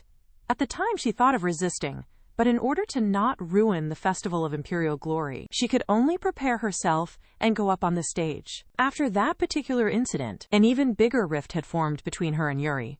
Later, she tried to find the thief, but the person seemed to have vanished from the face of the earth, leaving no trace behind. Was she fated to repeat the exact same mistake this time? Seeing that Her Majesty the Queen was preparing to take the stage, Emma thought about searching again, but was stopped by Dali. It's all right. Leave the rest to me. From the moment she walked into the Great Hall, everyone was curious. Why was the Queen not carrying anything? Could it be that she did not love the Crown Prince? The crowd's whispers were not loud, but some of it still reached Yuri's ears. Perhaps seeing her son's worry, Dali comforted him very softly. My dear Yuri, it is all right. Trust your mother. Just as she was speaking to him, the great doors were suddenly pushed wide open. The person entering was none other than the greatest hero of the Empire, Sir Hate, the Knight. My apologies to all of you for keeping you all waiting. It appears that I am just in time. As he spoke those words, he was already kneeling down before Her Majesty the Queen. Everyone was confused by Sir Hate's actions, not understanding what he was doing. The next second, a brand new shield appeared before the crowd. Here, I present this shield to Her Majesty the Queen, to show my loyalty to His Highness the Crown Prince. After the handover ceremony was finally completed, the Festival of Imperial Glory officially came to an end. Everyone was very happy to have witnessed this historic moment, except for Duke Stragoff, who walked out of the Great Hall with a dark expression. Is Duke Stragoff leaving already? Did something unpleasant happen to you? Seeing it was His Majesty the Emperor, Duke Stragoff immediately changed his tone. How could that be? In fact, seeing His Highness the Crown Prince in such a heroic form has brought me great comfort. But what was most surprising is that the son of the feared Emperor won the favor of the Empire's hero. In the face of Duke Stragoff's provocation, Klaus just scoffed at him. Yes. At least we are not like some lowly bloodlines that only use despicable methods like theft. Seeing his plan was exposed, Duke Stragoff was not flustered at all, and continued to act dumb. Your Majesty, I do not understand what you are saying. I am very sorry. I have some other business to attend to, so I must leave now. However, my son will be staying for the ball. Please look after him. Watching Duke Stragoff's retreating figure, Klaus became silent. Meanwhile, Dali was still worried about the shield incident. Although she knew the theft of the shield was surely the work of Duke Stragoff, he left no traces behind, making it impossible to convict him for the crime. But thankfully, the next shield handover ceremony was completed with great success. Just as Dali was finally breathing a sigh of relief, Yuri suddenly popped his head out. Mother, thank you so much for giving me this very beautiful shield. Seeing that her son liked it, Dali was also very happy. Her smile was so radiant, it caused the little one to blush uncontrollably. Every time he saw his mother's smile, he would feel a warmth in his chest. His mother was a magician. Dali smiled and nodded her head. Then she picked Yuri up. I did not think you would figure it out. Then let me cast another spell for you. Look, isn't this garden beautiful? The magic that warms your chest is something you can learn too, Yuri. Whenever you feel happy, the magic will be cast on its own. When I talk with you, Yuri, I feel that same warmth in my heart too. Yuri's eyes widened with amazement. He never imagined the magic that could warm a person's chest would be so simple. All right, it is getting late now. We should head back. I hear there is a ball tonight. The moment that he heard there was a ball, Yuri became very nervous. Mother, may I have a dance with you? When he learned his wife's first dance was not with him but with their son, the Emperor's jealousy flared up. Why did she not choose him? He had already refused all of the other ladies. Was his clothing today not handsome enough? Compared to the Emperor's anxiety, his son appeared to be remarkably calm. I get to dance with Mother soon. I am so excited. Before Yuri could think about it further, a cold voice interrupted his thoughts. Isn't this His Highness the Crown Prince? Why are you zoning out here alone? You look bored. Do you want to go for a walk with me? As it turns out, there's something that I would like to ask you, Your Highness. Seeing it was Lucas, Duke Stragoff's son, Yuri was a little hesitant. Before Yuri could refuse, Lucas reached out and dragged him away. Their strange behavior was seen by Klaus, who was opposite them. For his son's safety, he decided to follow them outside. After all, that was Duke Stragoff's son, so who knew what kind of schemes they were plotting? When he arrived at the garden, he heard Lucas accusing Yuri. Did you know Sir Hate retired? He said he would never take another student in his life. And the blacksmith shop he operates only accepts commissions that are related to repairs. He would never forge a new shield at someone's personal request. So why was it you, of all the people? Does even a hero bow down to power in the end? Seeing that Lucas misunderstood, Yuri wanted to explain, but was roared at to be quiet. Then why would Sir Hate not forge a shield for me? I begged him for such a long time. If you did not exist, that shield and the next throne would all be mine. It would have been better if someone like you was never born. Lucas's voice was not loud, but it was still heard by Klaus, who was hiding nearby in the corner. He was just about to come out and stop this whole farce, but he was frozen in place by his son's very next words. Actually, I used to think that way too, Lucas. You are taller than me, stronger than me, and you are always improving in your studies. I have always been very afraid of being compared to you. But, Lucas, when you were just dragging me right now, your grip was so very strong it kind of hurt me. Lucas was speechless. Are you complaining to me? Yuri shook his head back and forth, frantically. No, not at all. I felt many blisters on your hand, which means you must have practiced a lot. You are really amazing. It was the very first time that Lucas had ever been praised that way. He blushed immediately, and could not even speak properly after. Why am I not happy at all when you give me praise? Forget about it. As a member of the royal family, do not just bow your head and apologize.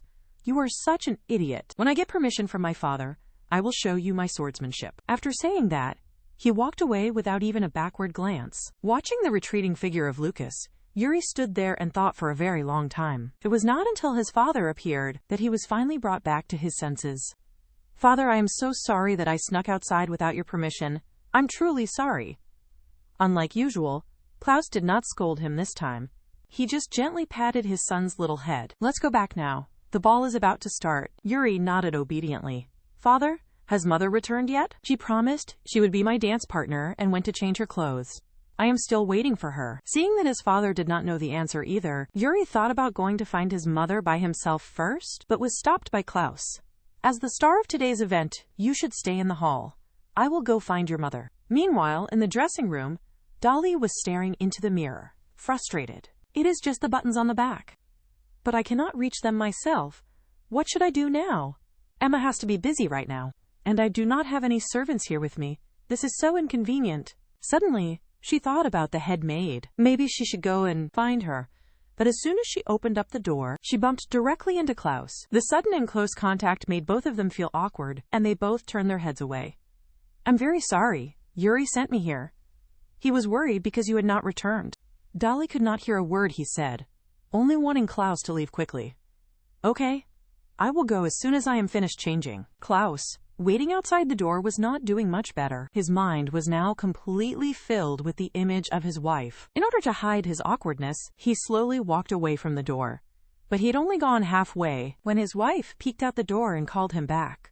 If it's convenient, can you please help me with the buttons on my dress?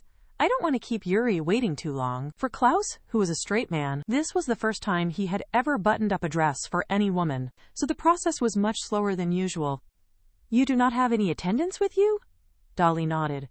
Your Majesty is always away on long expeditions and may not be familiar with inner palace matters. Since the time of our marriage, I have always taken care of myself. I don't have dedicated servants. In response to his wife's answer, Klaus could not help but frown. Why? You are the Empress. You should have at least 1 or 2 attendants with you. It seems your Majesty knows nothing. Dolly did not want to explain more on this matter. She just wanted to dance with her precious Yuri as soon as she arrived at the Grand Hall. She saw Yuri running towards her, and as the cheerful music started to play, Yuri experienced his life's first ball. It has always been you, Mother, pushing me forward from behind. But today, let me be the one who leads you. Seeing her son grow up so fast, Dolly was overjoyed as a mother. She still remembered the once very small Yuri, and now, in a blink of an eye, he had become so very mature. What surprised Dolly the most were her son's skillful dance steps. He did not look like someone at a ball for the first time. Yuri, did you start practicing your dancing? Yuri was a little shy, keeping his head down. It was after my last birthday party. I specifically asked Emma to teach me so I could share a dance with you, Mother. I see. Given your outstanding performance at the Imperial Glory Festival, how about we go for a walk in the flower fields tomorrow? As soon as he heard they would go to the flower fields, Yuri was ecstatic, and he nodded his head again and again. The ball went on late into the night. Maybe tired from dancing, Yuri fell asleep the moment his head hit the pillow. Looking at her son's adorable face, Dolly felt her heart melt. Seeing him sleep so very soundly, she decided she would rest early as well. But who could have thought that, as she came out of Yuri's room, she would run right into Klaus, who had a dark expression on his face. Before Dolly could even curtsy, Klaus pulled her in front of him and asked her why she was being treated that way. Dolly was completely confused, not understanding why this man was acting so crazy. She just wanted to get away from this place as soon as possible. Your Majesty, the Imperial Glory Festival has ended. And are you not leaving for an expedition tomorrow? It would be best for you to go back to your room and rest. Hearing her reply, Klaus's face grew even darker than before. Do not change the subject. You know what I am asking. In that moment, many bad memories flooded into Dolly's mind. I do not know which specific incident you are asking about. To me, all of these are just a normal part of my daily life. After saying that, she forcefully broke free from the grip of Klaus and prepared to leave. Klaus did not give up. He asked her where the necklace was that he had given her. If those nobles knew that I gave you that necklace, they might have shown some restraint. He wanted to say more, but when he heard his wife had sold the necklace he gave her, he was at a complete loss for words. I apologize for selling your gift without your permission, but I do not belong here. And I am also without money.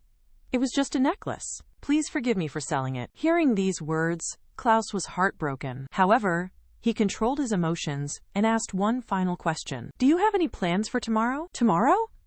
I have plans to go to the flower fields with Yuri. I see. I am sorry for keeping you for so long. After he said that, he left without looking back.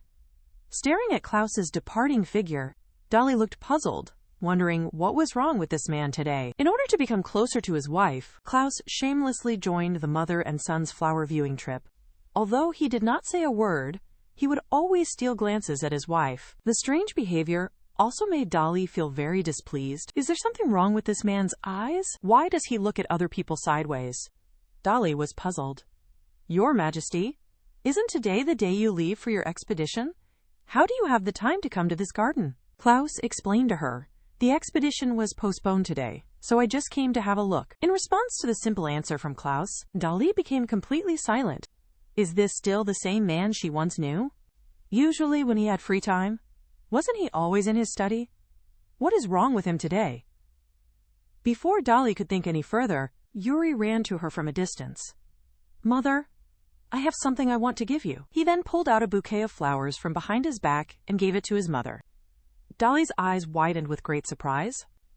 Yuri, did you make this? You are so skilled. Yuri blushed after he was praised. Actually, this is only a semi-finished product. Next, I am going to perform some magic for you. Dolly was completely and totally confused. She did not understand. Her son knew magic. How did she not know about it? Then she saw Yuri slowly open up his palm with a wave of his hands. Many petals floated down from the sky, beautifully complementing the bouquet. I hope that Mother can feel warm inside too. As soon as he had said this, Dolly remembered that this was the magic she had taught her son at the Imperial Glory Festival. She stroked her son's little head with a look of pure adoration. Our Yuri's magic is so amazing. I feel so warm inside, right? Now, before they could be happy for very long, they were attracted by Lulu's sound in the distance. It would have been much better not to look. But a single glance left them both stunned and frozen right in place. Lulu wagged his tail and placed a flower bouquet he carried in his mouth before the Emperor. His tail-wagging position clearly asked if Klaus liked the gift. The mother and son thought it was all over. Given Klaus's personality, wouldn't he cruelly shoo the dog away from him? But, surprisingly, Klaus uncharacteristically picked the flowers up from the ground to prevent the situation from getting worse, while his father was busy picking up the flowers. Yuri quickly took Lulu and then fled the area. This left Klaus, who had just gathered the flowers, looking totally confused. He looked at the flowers in his hand and finally had to ask Dolly about the magic she mentioned earlier. That was a metaphor. I only wanted to tell Yuri that actions that can quickly warm people's hearts are like magic. I hoped the metaphor might make Yuri feel a bit happier. After hearing this, Klaus quietly put the flowers into his pocket. The sky was especially beautiful today. Dolly hadn't seen such a wide sky in ages, and it felt like the first time their family was out together since the locked door was opened. Many things had changed. In this life, could she stop Yuri from ever looking so sad again? Dolly thought about this for a long time. She was interrupted by the voice of Duke Stragoff. Take this. Looking at the diamond ring inside the box, Dolly was amazed. The ring featured an angel's ruby. It was known as a rare gem that was only found in the deepest northern mines. Only members of the royal family were given the right to mine it. Dolly found it difficult to believe, not knowing why Klaus gave her such a valuable gem. Seeing Dolly hesitate to accept the box, Klaus assumed she did not like it. I ordered this to be brought from the north yesterday evening. As long as they are not total fools, any noble seeing this gem will surely recognize your position, he explained, pushing the ring box toward her again. Realizing Klaus was doing it for her, Dolly felt a bit touched. If that is the case, then I cannot accept this gift. It is far too valuable, and I am not worthy. But Klaus replied, You are the Empress. Dolly could not stop herself from blushing. She thought this clueless man did not understand at all. She stopped refusing and accepted the gift gracefully. Aren't you worried that I will sell it? This ring too? You can do what you want with it. Just as Klaus finished speaking, a subordinate came running over in a great hurry. He shouted, Your Majesty, a matter requires your confirmation. At this, Klaus could only stand up with reluctance. He left the area with a blank expression on his face. Not long after Klaus left, Dolly took out the diamond ring to examine it carefully for a moment. In her past life, she had stubbornly kept the one necklace that she owned. Ultimately, the outcome was truly ironic. But then, she wondered, should she actually sell this diamond ring? After she thought for a moment, she decided against the idea. I will wait and see. Maybe that man will ask for it back later. So she called Emma and requested that she put it away in her room for now. But after she had finished giving her instructions, she looked up to see that Yuri, who had been nearby, was now gone. She recalled her son being right there only a moment before. How could he vanish in the blink of an eye? Meanwhile, Yuri was on the other side, looking for some flowers. He finally located a bouquet of bright red roses on the river's other bank. He wanted to give them to his father. He thought his father would certainly like it. Before he left, he remembered to check his reflection in the water. But just as he started to get up, he lost his footing and fell backward. This very dangerous moment was seen by Dolly, who was looking for Yuri. In an instant, she grabbed her son's arm. The situation was critical. By the time she pushed her son safely onto the bank, she had fallen into the river herself. Dolly struggled frantically in the cold water. However, the clothes she wore made swimming extremely difficult for her. Her mind grew dim, her body felt heavier. Dolly despaired. Was she going to die here? Just as she thought it was over, she could faintly hear her son, Yuri, calling out to her. When she opened her eyes once more, she had gone back to her past life. Staring at the adult version of Yuri, Dolly felt a little dazed. She was unable to believe she was truly back, or if all that happened before was only a dream. Just as Dolly was thinking about this, the father and son had already started their duel. Amid the clashing of swords, Yuri was clearly having trouble as Klaus's power grew. Yuri made an error and finally showed an opening. Just as Klaus had raised his sword high, ready to land the fatal strike on Yuri, his movement froze in place. In that instant, Yuri took the chance and thrust his sword into Klaus's chest. Father, you really could not bring yourself to do it. This scene was very familiar to Dolly, but they were past memories. Why was she seeing them happen all over again? Suddenly, Dolly appeared to think of something important. When Yuri had attacked earlier, it looked like there was a black shadow on his sword. Before Dolly had a chance to look around, her body started to become transparent. How could this happen? Then, she saw Klaus struggling in her peripheral vision, in pain on the ground, and it looked like he was calling her name. Before Dolly could clearly hear what he was trying to say, she was pulled back into reality. Seeing that his mother was now awake, Yuri was the first one to rush over and hug her. Mother, you have finally woken up. I am so sorry. It is all my fault. Seeing her son crying with such heartbreak, Dolly's own heart ached. The next moment, she carefully wiped the tears from his eyes. Yuri, I am fine. Look, I am awake now. Klaus, standing nearby, was still very worried. He asked the butler to send for a doctor. After giving the order, he looked up and met Dolly's curious stare. Perhaps he did not want Dolly to see his worried expression. Klaus casually turned away his head. Empress, how are you feeling now? Hearing this title, Dolly felt a bit dazed, both in her past life and this one. Klaus never used her actual name, and he always called her Empress. Then why did he call me Dolly inside that memory? And she felt as if she was missing something. Was it that she was too focused on the present? At that time, just before Yuri made his attack, the reflection that was on his sword showed a person. Based on the person's figure, that person looked like the adult Lucas. The more Dolly thought about it, the more scared she was. Her body began to tremble without her control. In the past life, Lucas had always thought the throne belonged to him. He had a hostile political rivalry with Yuri. But why was he with Yuri? While Dolly was lost in her own anxious thoughts, a hand suddenly took hold of her wrist. "Mother, are you feeling all right?" Dolly waved her hand in a panic, showing that she felt fine and was recovered. Seeing that Dolly was truly okay, Klaus did not stay there any longer. After saying a simple goodbye, he was ready to leave on his expedition. In the following days, Dolly learned from her son Yuri that Klaus had passed by the garden while on his way to the expedition. That is how he saved her just in time. Hearing this, Dolly was very touched, and her opinion of Klaus improved. Meanwhile, inside a luxurious mansion, Duke Stragoff stared fiercely at his son. "Say what you just told me again, if you have the courage." Lucas was startled by his father, but he prepared himself and repeated what he said to him before. "Please let me go watch His Highness, the Crown Prince's, sword practice. I only want to laugh at his awful skills."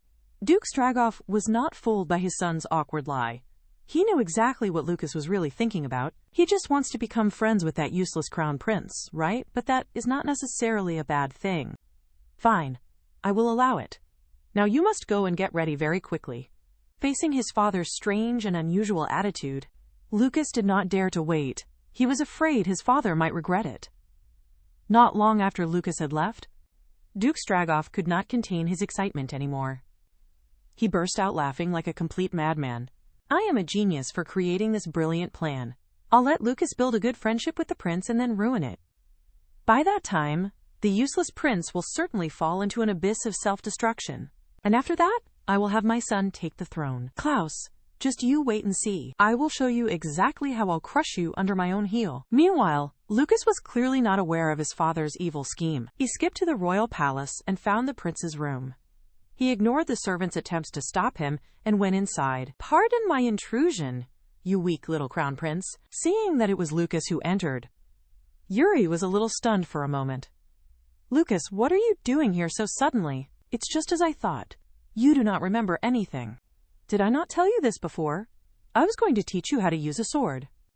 But he was only halfway through his sentence when he saw Her Majesty, the Empress, resting on the bed. The next moment, Lucas grabbed a servant nearby and fled from the room. "Hey, Her Majesty, the Empress is in Prince Yuri's room. Why did you not tell me this before?" The servant felt very wronged. "I did tell you. But you were not listening to what I said at the time." Realizing it was his fault, Lucas did not give the servant any more trouble. He then turned to give a deep bow to the Empress. "Your Majesty, the Empress, I am so sorry. I did not mean to disturb your rest. I apologize." Looking at the polite boy in front of her, Dolly felt a little bit confused. In her own memory, Lucas's attitude was the complete opposite of this one. So why did he search for Yuri at this specific time? Hasn't Lucas always viewed Yuri as his rival?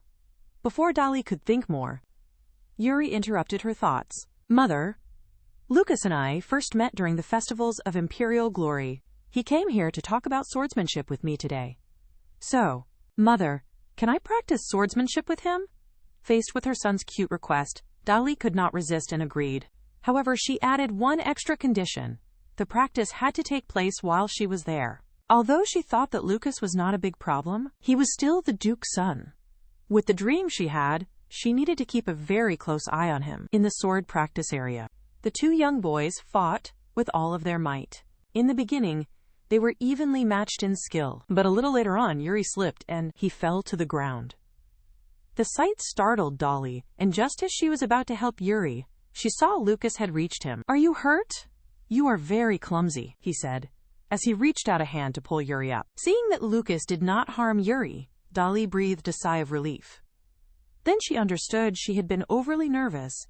She focused too much on his family and his past events, but she never tried to understand Lucas as a person by acting this way. Wasn't she acting just like those nobles who only care about family lines? At this thought, Dolly shyly lowered her head. She did not want to repeat past mistakes, so she needed to pay attention and act. Just then, Emma came to the practice arena with fresh tea. "Your Majesty, I heard His Highness the Crown Prince can join the Holy Sword Tournament." Dolly froze when she heard about the Holy Sword Tournament. How could she possibly have forgotten about this? The Iranian Empire was so famous because of its unmatched reserves of power. Therefore, to keep this strength, the empire often held festivals to show its power to the goddess of victory. If Lucas participated in the Holy Sword tournament, then the Duke would surely be attending the event as well. To protect the children, she had to always watch their actions. But the idea that the festival champion must dedicate the victory to the closest woman in his life gave Dali a headache. In her previous life, Klaus had also participated in this. Not surprisingly, he won the championship. Just when everyone assumed His Majesty would dedicate his victory to the Empress, who would have guessed he would dedicate the victory to the nation instead? This particular incident had always been a sharp pain in Dali's heart. Although she did not care about these things, now, the thought of hearing those same words again was still a little painful. If Klaus knew she was speaking badly of him, he would certainly be extremely angry. Meanwhile, on the expedition's battlefield, Klaus had already gathered his entire army so that he could see his wife, Dali, sooner. He commanded his subordinates to finish the battle fast. Indeed, a week after he departed, the troops returned to the city victorious ahead of schedule. However, because of his very busy schedule, he had not had a chance to see Dali yet. How? Is the Empress's condition? The doctor said she needs more rest. Her Majesty's appetite has not yet returned. However, something truly incredible happened. During Prince Yuri's preparations for the Holy Sword tournament, Her Majesty the Empress has been with him the whole time.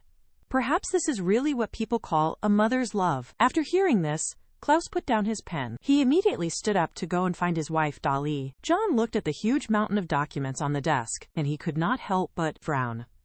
Then, Your Majesty, what about all of these documents here? I am sure you are very capable of handling this work. In response to Klaus's praise, John appeared to have been injected with adrenaline. He gave an okay sign, saying, "Don't worry, leave it to me." Elsewhere, Klaus found Dali at the practice arena. Dali was flattered and wondered what this man wanted. As she was thinking, her eyes noticed the delicious food on the table. Dali could not resist trying a bite, and the taste was truly exceptional. Very good. Could it be possible that His Majesty had this prepared just for her? Seeing Dali enjoy the food, Klaus's cold expression softened just a little. Is your practice session going well? Very well. He is training hard for the upcoming Holy Sword tournament. Your Majesty, you will be participating too, right?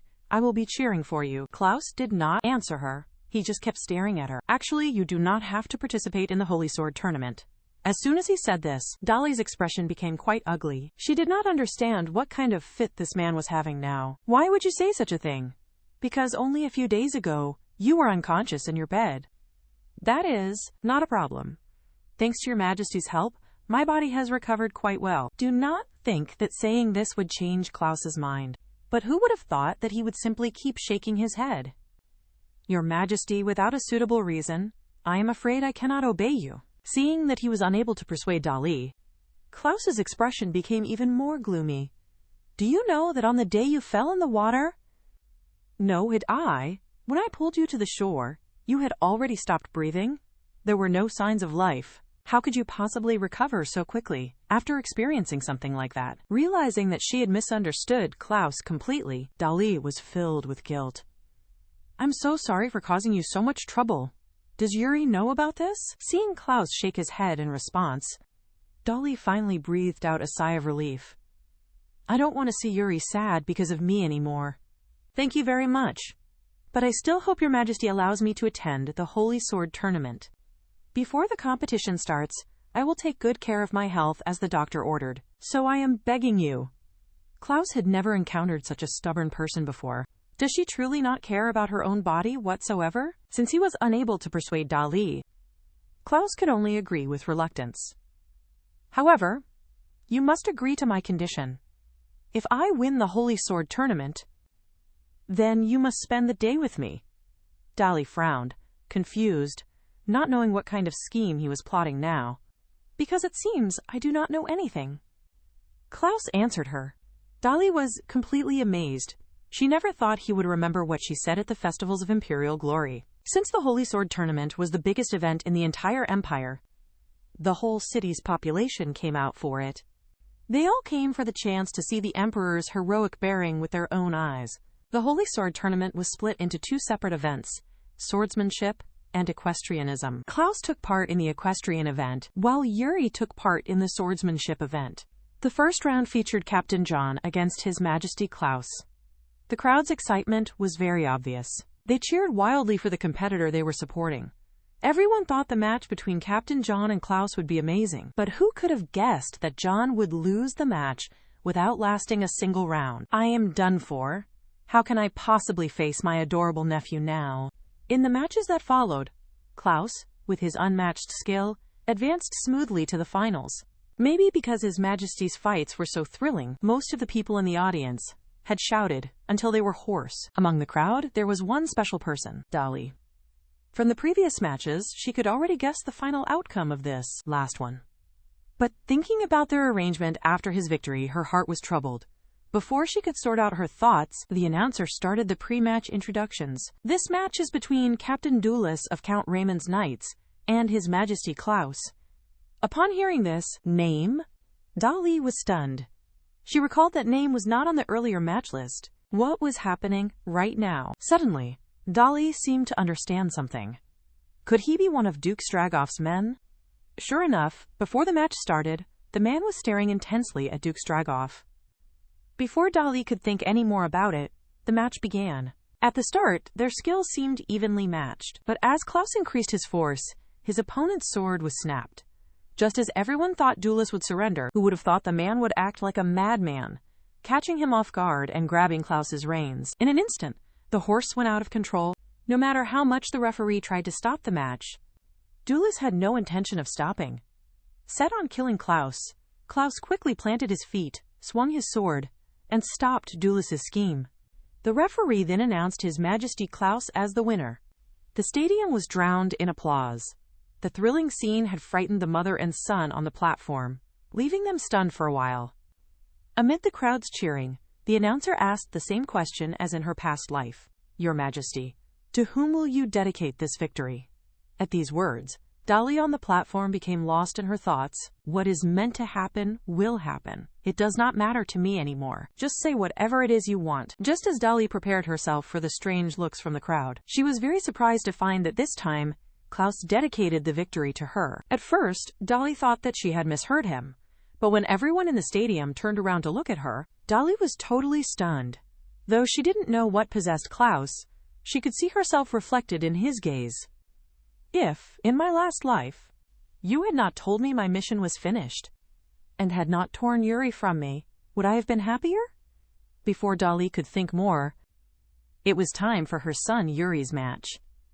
Mother, this time it is my turn to dedicate my victory to you. I will make you the goddess of victory. Hearing her son's determined promise, Dolly was extremely happy. Before he left, she reminded him, be careful in your match. It does not matter if you win, you must protect yourself. Yuri nodded in obedience. Just then, Klaus, who had just finished his own match, came up to them. As soon as she saw him, Dolly thanked him for what had just happened. Your Majesty, my sincere congratulations on your victory. Your equestrian match was truly magnificent. Although Dolly said many things, Klaus remained as cold as he always was. He said, I had a reason I could not lose, and turned his head away. Dolly understood his meaning. You couldn't lose because you had to show your dignity as emperor, right? At Dolly's interpretation of his words, Klaus could not help but roll his eyes at her. He was doing it to keep the promise he made in the garden. When did he ever think about all of that? Before the two of them could say anything more, it was time for Yuri's first swordsmanship match. Like Klaus, Yuri's matches also went by very smoothly, and he quickly reached the finals. His final opponent was his old friend, Lucas. Seeing this, Dolly could not help but clench her fists. She remembered that in her past life, Yuri lost to Lucas. At that time, because she was busy with her own problems, she was not by his side to share his disappointment, not offering even one word of encouragement. This had made her feel extremely guilty. In this life, she would not let that happen again. So Dolly stood up, completely ignoring the strange looks from the crowd, and she shouted words of encouragement to her son, who was in the arena. Perhaps because he was feeling his mother's concern, Yuri fought even harder in the following match. He launched a fierce attack against Lucas. Their match was intense. Near the end, Lucas felt that he was struggling to keep up. Luckily for him, he was a year older than Yuri. With his last bit of strength, he knocked Yuri's sword away. With that, the match was over. Lucas won But when the referee asked Lucas who would receive his victory's dedication, Lucas immediately looked toward his father, who was on the high platform. But his father's cold and dark stare made Lucas so scared he could not say a single word.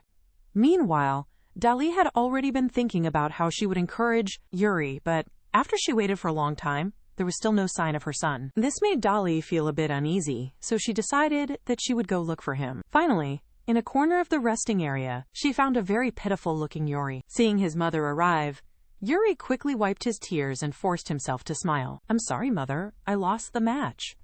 Before he could finish his sentence, Dali pulled him into a warm hug. "Yuri, you worked very hard. You were so brave during your match." Yuri looked completely confused. He did not understand why his mother praised him when he had obviously lost. Before Yuri could understand it, Dali noticed the fresh blood stain on his knee. "Yuri, you are hurt." Reminded by his mother, Yuri finally noticed the injury. It seemed he scraped it during the match. He was about to say it was nothing, but the next moment, Dali swept him up and rushed to the infirmary. "Mother, this small scratch is nothing, and blood will get all over your clothes." Dali said softly, "It's okay, Yuri. Do not worry about it." Perhaps feeling his mother's great concern for him, Yuri's heart filled with warmth and guilt. Finally, he burst out, "Mother, please put me down. I can walk by myself." Dali was stunned. It was the first time she saw her son act this way. "Yuri, you tried so hard, but all I could do was sit and cheer. So please, let me carry you there right now, okay?" Dali coaxed him in a soft voice, her eyes filled with worry. Looking at his mother, Yuri also felt quite terrible. "Mother, am I causing trouble for you like this?" "Not at all, but I still lost the match." "So what? I am still very proud of you, and I am grateful that you let me see such an exciting match." His mother's words deeply moved Yuri's heart. He realized that he had misunderstood his mother. Dali was very fast, and in no time at all, she ran to the infirmary. The doctor saw the wound was not serious and just bandaged it for Yuri. "Yuri, the Holy Sword tournament has ended. Let us go and get changed now." "But Mother, I have to go practice swordsmanship later, so I probably should not change." Hearing her son's words, Dali could not help but sigh to herself. "I was thinking that we could go to the festival after we get changed." Hearing the word festival, Yuri's eyes lit up, and he quickly changed his tune. "Mother, I suddenly don't feel like practicing swordsmanship.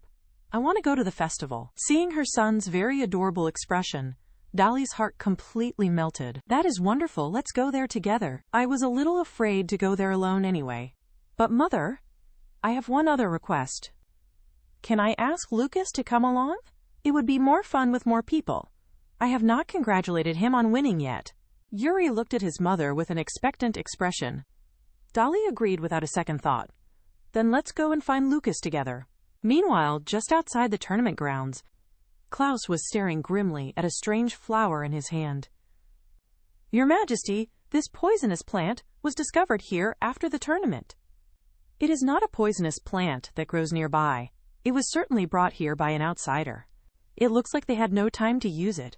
Could someone be planning to assassinate you, Your Majesty?" As for John's speculation, Klaus immediately shook his head and dismissed it. He recognized this very poisonous flower. It paralyzes a victim's body for a few days but is not fatal. So why would someone bring this poisonous flower? This poisonous flower was brought by men sent by Duke Stragoff. He wanted his son to drink it while alone with the Crown Prince.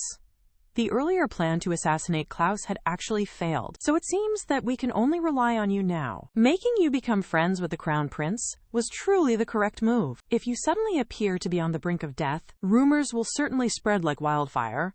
Everyone will start to speculate that the foolish Crown Prince, after losing to the Duke's eldest son in the Holy Sword tournament, became jealous, and then plotted an assassination. Hearing his father's truly vicious plan, Lucas began to tremble with fear. He never thought his father would do this for the future of the House of Stragoff. Before leaving, Duke Stragoff even gave his son some false encouragement. "Do not worry, Lucas. This poison will not kill you. I have very high hopes for you." Lucas stared down at the poison in his hand. His body was still trembling without his control. Just as he was struggling about what to do, Yuri suddenly came to find him.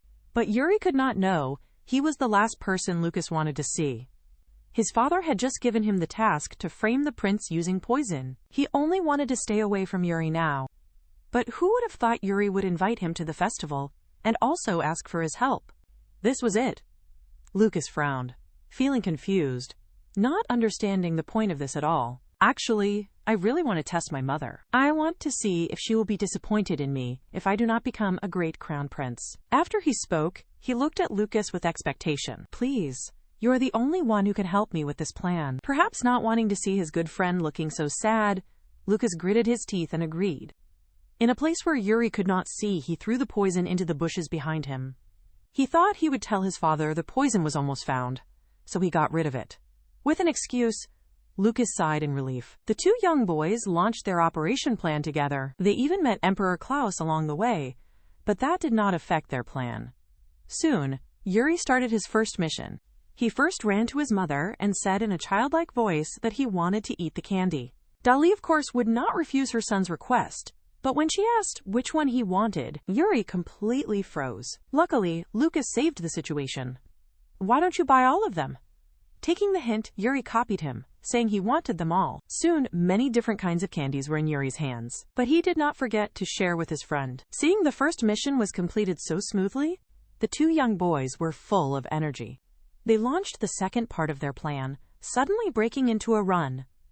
But they had not taken more than 2 steps when the sharp-eyed Klaus spotted them. The plan was declared a failure. The third plan was to not use any honorifics. Hey, you guys, come here! Look, these horses are very cute! Wow, they really are so cute. But before Yuri could even finish his sentence, he received an eye roll from Lucas. Who can hear you with that small sound? Happy times are always short. By the time they finished at the festival, it was evening. A shopkeeper asked if they had fun. Yuri was still a little timid. This experience was most pleasant for me, he said, thanks to Lucas's encouragement. Yuri finally spoke his mind loudly. I had a lot of fun today. Regarding Yuri's performance, Lucas reluctantly wrote pass on his sheet. It seems mother does not mind me doing these things at all. She is your mother after all. Parents certainly want to see their own children happy. Hearing this explanation, Yuri was still skeptical. Even if their child fails? Those words seemed to sting Lucas's heart, and he could not help but sigh. Who knows? Look, Her Majesty the Empress is very happy. Doesn't that say it all? Dali saw the two of them looking at her and asked them with a smile if something was wrong. To completely remove Yuri's worries, Lucas lied and said he wanted to see the puppet show. But it is getting very late. Should we not head back? The moment he finished speaking, Dali clapped her hands, saying she wanted to see it too. And so the entire group went to watch the puppet show. At this moment, Yuri was finally and completely convinced that no matter what, his mother would never dislike him. When the show ended, Lucas complained about the cliché plot. Don't you think the brother is a burden? Wouldn't it be easier to fight the dragon all alone? Just then, John, who stood behind them, offered a different idea. What if you swapped the brother character for a sister? That would be adorable, right? As he listened to their conversation, Yuri's eyes suddenly lit up. He thought of his fourth operation plan. Mother, can you please give me a brother or sister?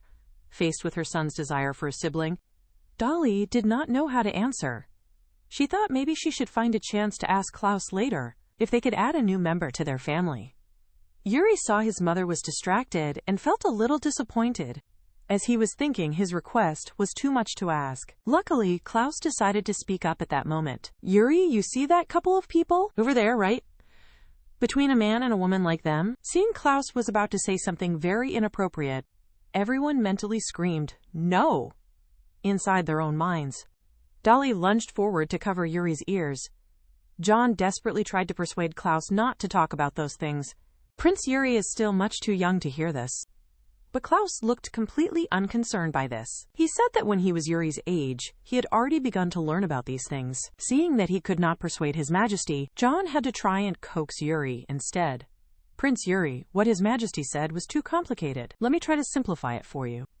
As long as a man and a woman are very close, they can have a baby just by holding hands.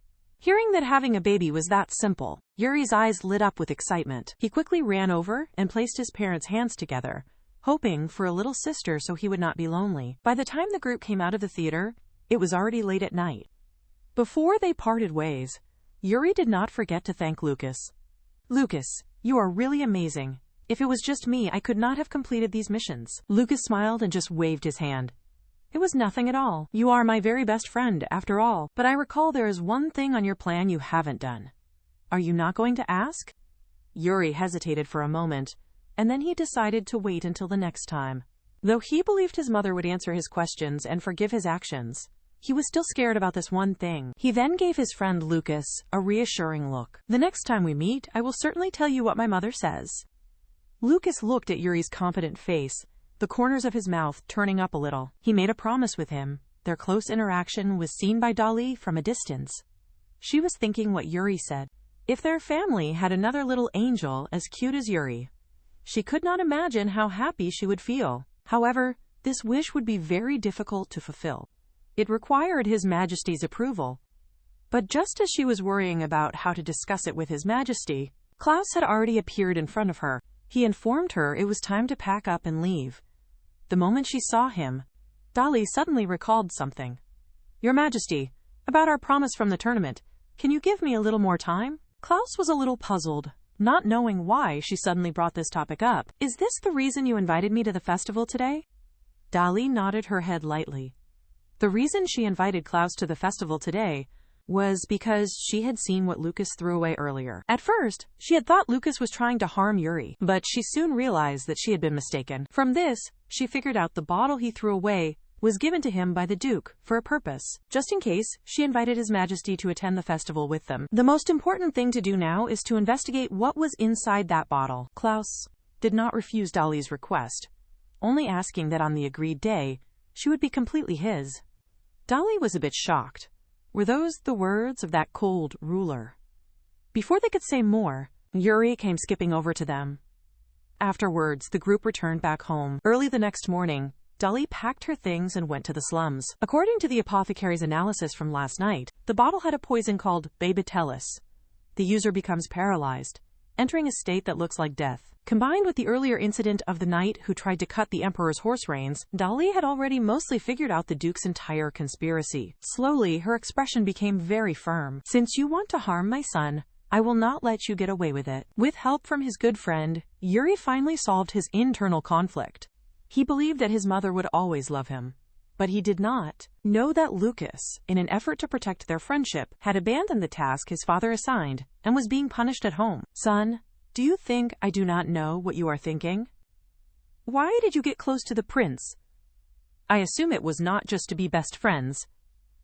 Facing his father's cold voice, Lucas did not dare to look up at him. He merely lowered his head and explained repeatedly, Father, I hope that any contest between me and the prince will be a fair one.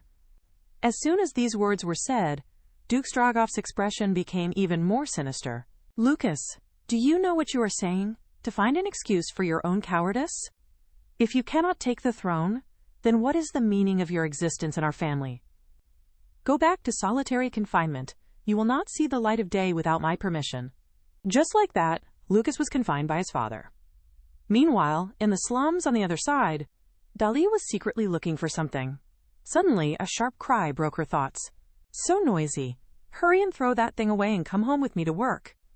What is the point of carrying around a useless thing all day long? This particular scene happened to remind Dolly of her own childhood. It reminded her of the rag doll that was cut to pieces by someone. The despair and helplessness she felt, she still remembered it. Perhaps not wanting the little girl's childhood to have regrets, Dolly called out to the mother and her daughter, Excuse me, you do not need this anymore? Actually, I also have a 6-year-old child. Maybe I can help. The girl's mother, seeing herself interrupted, looked a little impatient. Seeing the gorgeous clothes on Dolly, the woman's face became even uglier. As expected of a wealthy family, to be idle enough to meddle in other people's affairs. You must be a truly excellent mother. These words felt like a sharp sword that pierced into Dolly's heart. In the past, she had locked herself in her room, not wanting to take a single step outside. She was a weak and incompetent mother, and now she lived by relying on Yuri's kindness and others' goodwill. If she became isolated and totally helpless, could she still change the future outcome? Although she did not know what the final result was going to be, Dolly knew in her heart that she could not just sit and wait for disaster. After she figured all of this out, Dolly, without another word, pushed the doll into the woman's hands and told her not to throw the doll away or else she would regret it. This strange action left the woman a little bit stunned. Luckily, the child decided to speak up. "Mom, I'm sorry. I was being too willful," she said, crying. So, sadly, the woman finally realized her own mistake, and she hurried forward to comfort her child. "I am sorry. It was all Mommy's fault. Mommy should not have been so selfish." Seeing the problem was resolved, Dolly's mood improved a great deal. For some reason, she was starting to miss Yuri a little, even though they were only apart for a short time. At that same time, Klaus also came to the slums with his subordinates. He had not expected that in such a short time, the slums would have become so empty. No doubt, it was Duke Stragoff's doing again. He ordered his subordinates to add more inspection tours to their schedule. He was determined not to let Duke Stragoff interfere in the slums economy anymore. This time, he would show no weakness at all. Perhaps Klaus was too lost in his thought. John beside him mistakenly thought he was thinking about the Empress, Dolly. "Your Majesty, you must prioritize your work. The Empress is surely at the castle, with Prince Yuri now." As a result, the words had just left his mouth when reality slapped John hard across his face. Dolly had appeared before them at some point, likely because John was making too much noise. Dolly saw them too. In the time that followed, Dolly told Klaus all that she had discovered. "You are saying the Duke's son had poison?" "Yes, Your Majesty. The poisonous herb you found was also talus, wasn't it? And this poisonous herb only grows in the Earl's territory, which means Duke Stragoff and the Earl have joined forces."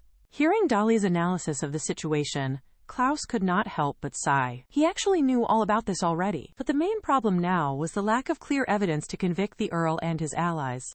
Just as Klaus felt it a complete loss, Dolly suddenly stepped forward, saying she had a good way to make them reveal their own flaw. "First, I need John to pretend to be a merchant and visit the Earl's residence. Then find a way to sell this very bottle to the Earl himself. I have already sprinkled talus pollen on this bottle. Just a small amount is enough to cause a rash on one's hands. When we show the poison to him, the Earl will get nervous and expose himself." John raised both hands to approve this plan. "Your Majesty, you are truly brilliant. Then, I will hold on to this bottle for now. And tomorrow I will..." Before he could even finish, John's hand started to react to the substance. Toward this clumsy man, Klaus was already very used to it. The next moment, he skillfully applied the antidote for him. By the time Klaus finished dealing with everything, it was late in the night. He had just opened the door and ran into Dolly, who was waiting just outside. "How is John doing now?" Klaus waved his hand to reassure her. "He only touched a little. He will be fine by tomorrow." At this, Dolly finally breathed a sigh of relief. After all, John had been injured because of her plan. "Right, Your Majesty, I remember John's birthday is coming up very soon. I plan to give him a notebook and pen as a gift so he can write down important things. Then it would be best for him to write down." The matter of being a good subordinate. Dolly was amused.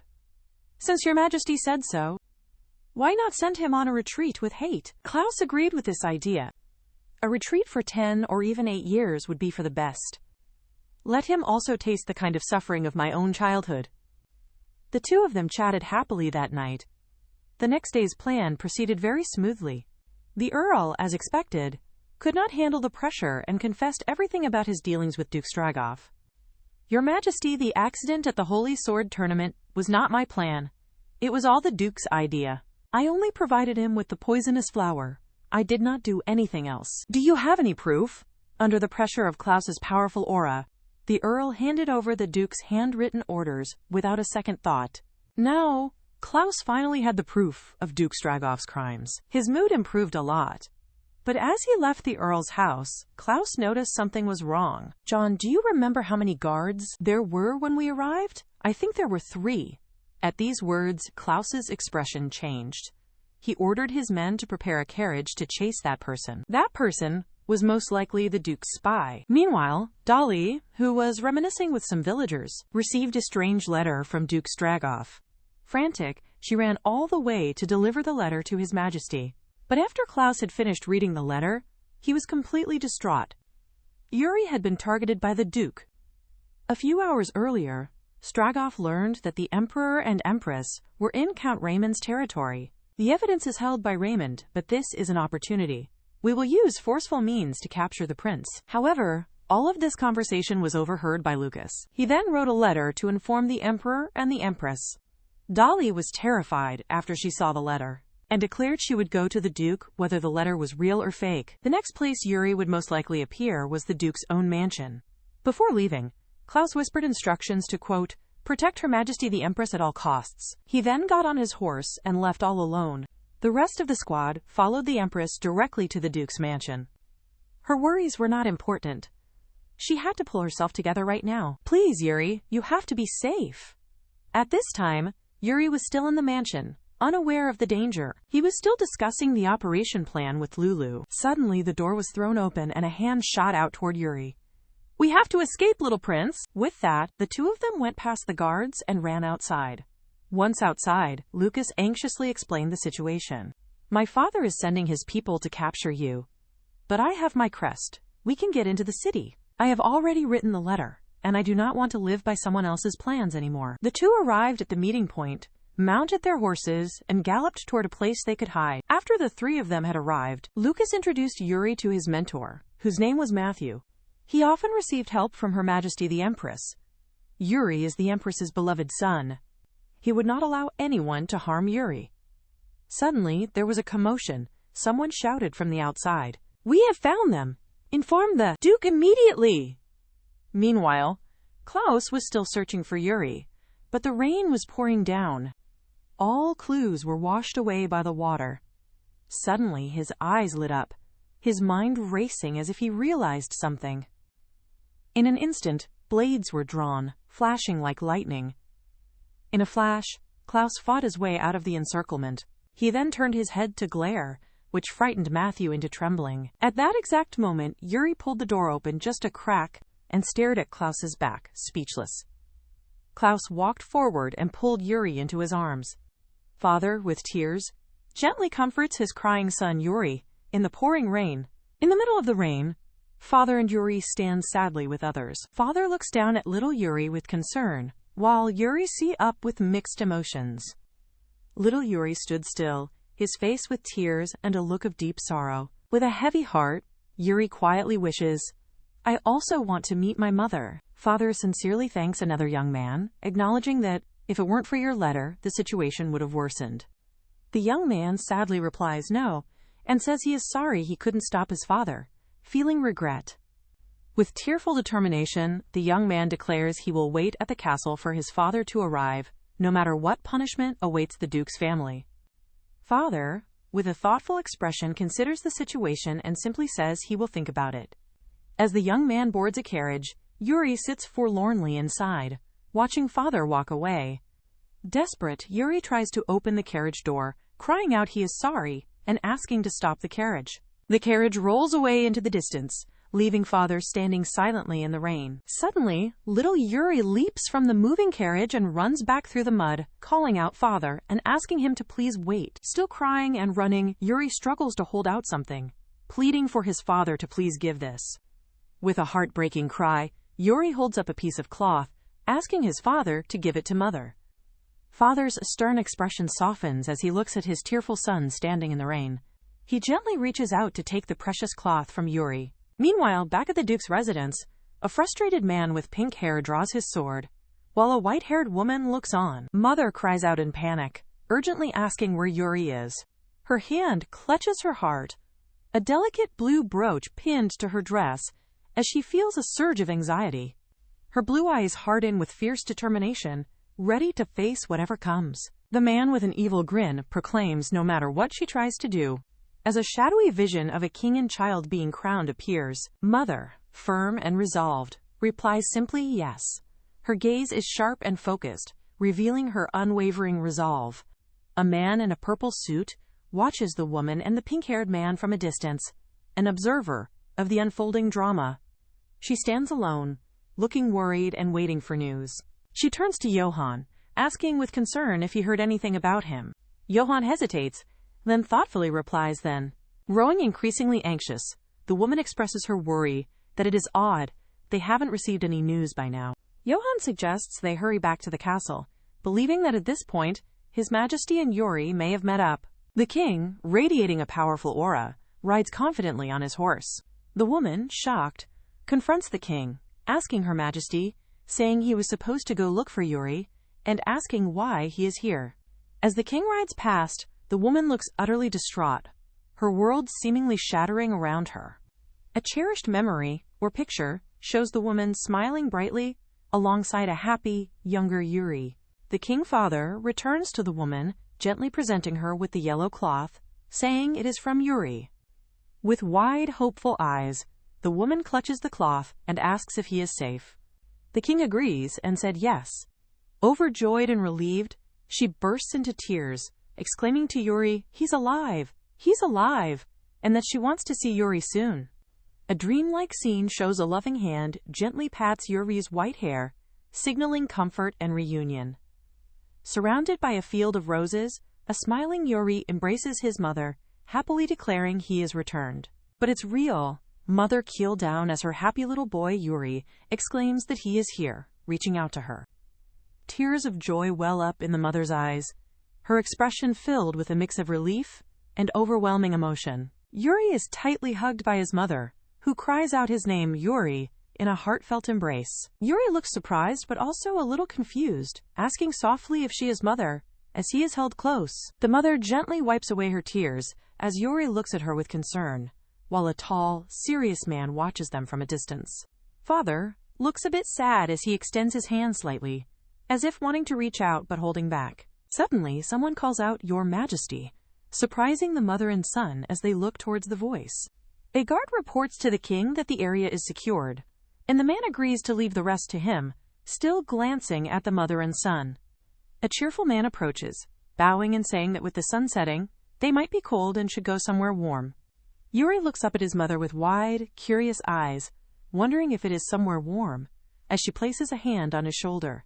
Yuri is now in a bubbly bath, happily exclaiming that it is so warm, mother, with bubbles all around him. The mother's hand is seen in the water, as Yuri happily agrees that they should thank Johan for the warm bath. The mother gently helps Yuri with his bubbly hat, smiling sweetly as Yuri feels happy and warm in the bath, saying it feels nice. Yuri smiles widely, thinking about how his Ruru would also have felt this good in this warm bath. The mother playfully pokes Yuri's nose, covered in bubbles, making him giggle softly and saying he has some bubbles there. Yuri looks a little nervous again, remembering he was so nervous until just now, and can't stop thinking about what happened at noon. He smiles, feeling warm now, saying it is because mother is here, making her feel glad too, and saying she is also feeling warm. A dark shadow appears, showing the mother's fear that Yuri might go somewhere again. The mother suddenly remembers she needs to thank father, her eyes wide with a new thought. Yuri, holding a rubber duck in the bath, explains that he selfishly asked his father to bring him here. A flashback shows the father on horseback in the rain, with Yuri's small voice saying, "Ah, father." Yuri, soaked in the rain, bows and pleads to please take him to mother too. The father looks down, as Yuri asks if mother is all alone, right? Yuri looks down, his heart heavy, thinking that is really sad. The father warns Yuri that the rain is strong, and he will probably fall if he rides the horse. Yuri looks up, thinking of a solution, and says, "Then, the father's eye, with a hint of red, looks serious, saying, but Yuri suggests that a horse would be faster than a carriage, looking up hopefully. The father asks if Yuri is okay with a bumpy ride on the horse, and Yuri quickly agrees and says, yes. Back here, Yuri, in the bath, giggles, remembering how surprising it is how much a cargo wagon swings. He looks really happy, thinking it might have turned into a much bigger problem if he had ridden father's horse. The mother, looking a bit shocked and emotional, tears flowing, asks, "Mother?" As Yuri watches her. The mother apologizes, crying, saying Yuri must have been so scared, and that she feels so happy that he came for her like this. Yuri points out the bubbles, mother, clearly happy that Yuri came to see him. Yuri's surprised but happy face peeks over the bath's edge, realizing what his mother truly feels when she says Yuri came to see me. He thinks that he should have been waiting at the castle as an adopted crown prince, but the mother smiles, saying she needs to let the bubbles flow, hinting at some secret plan or intention, and she is glad she practiced. She happily pours more bubbly water over Yuri, who laughs joyfully, loving the playful moment. Later, a tray with delicious-looking bread, oranges, and berries is shown, ready for a snack. Johan carries the snack tray, looking a bit flustered, saying, "Excuse me," as he enters the room to leave the night snack. Johan looks at some clothes on a bed and realizes he should have also kept an extra pair of clothes. He sees a note with numbered points, the last one asking if Yuri can stay with him forever. Johan looks shocked and concerned, realizing this must be Lord Yuri's request, as he holds the note. Yuri is seen happily splashing in the bubbles, completely unaware of Johan's discovery.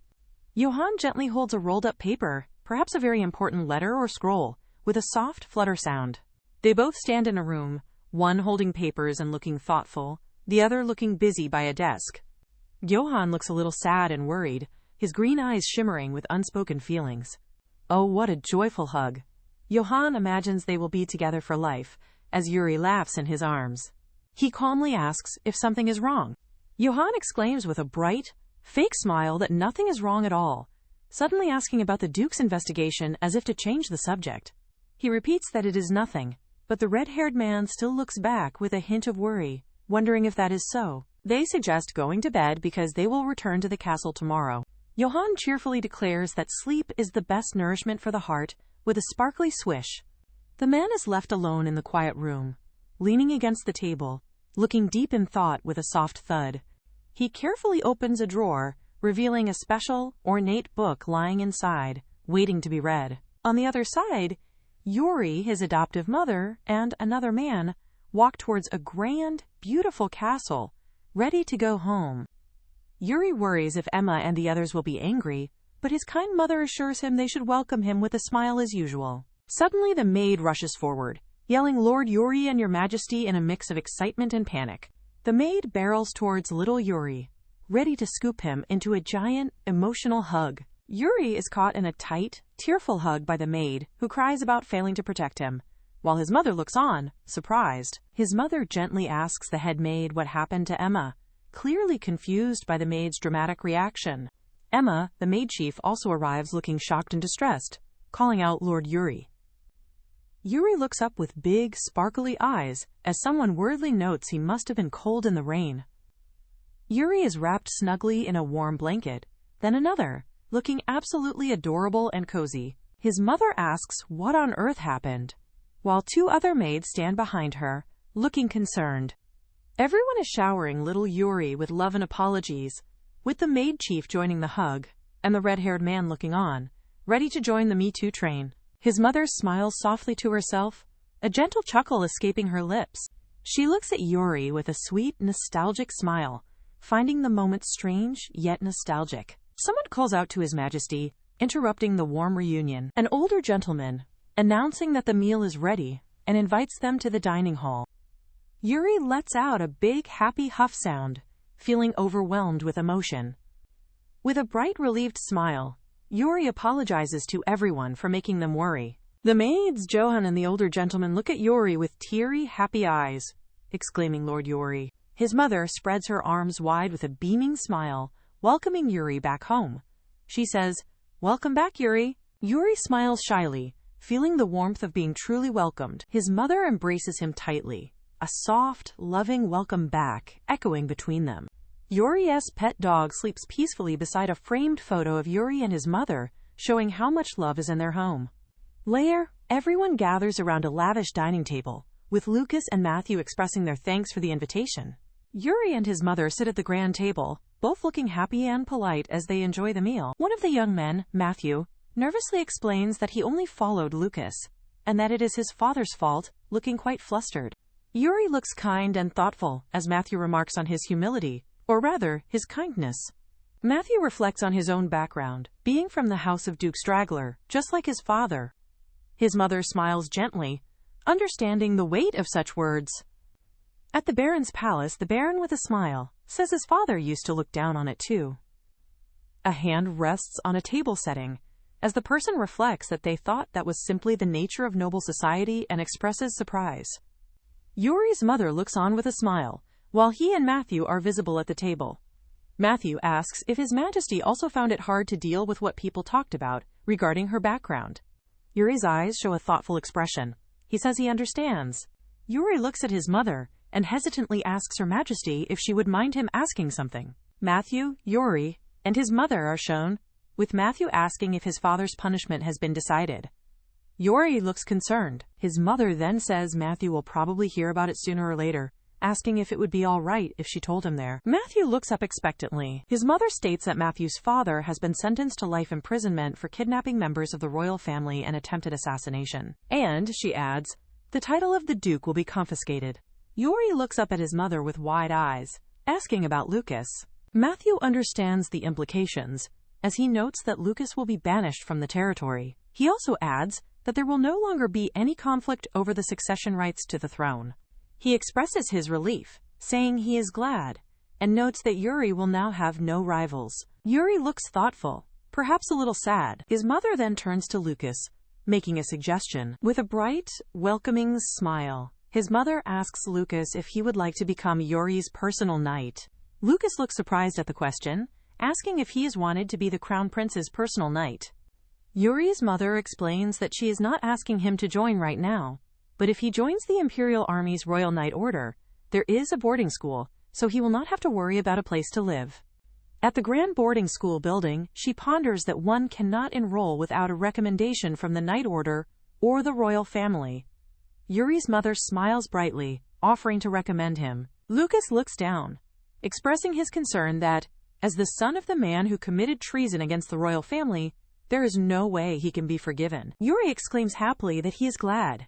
Yuri then expresses his desire to work harder with Lucas from now on. Lucas's hands are shown clasped nervously, as he hesitantly asks if it is really okay. Yuri's mother smiles, telling him she wholeheartedly welcomes him. Lucas looks down, blushing slightly, still appearing a bit overwhelmed but touched. Later, at the Grand Castle, carriages are visible as Yuri and Lucas walk along a path, and someone calls out. Lucas, looking somber, admits he told Yuri during the Glory Festival that he wished he had never been born, and apologizes for saying that. Lucas reflects that he has always wanted to apologize. Yuri looks up, surprised, asking if something like that happened, and cheerfully states he had no idea until Lucas brought it up just now. Yuri smiles reassuringly, telling Lucas it is okay. Lucas smiles warmly, telling Yuri he is honestly so kind.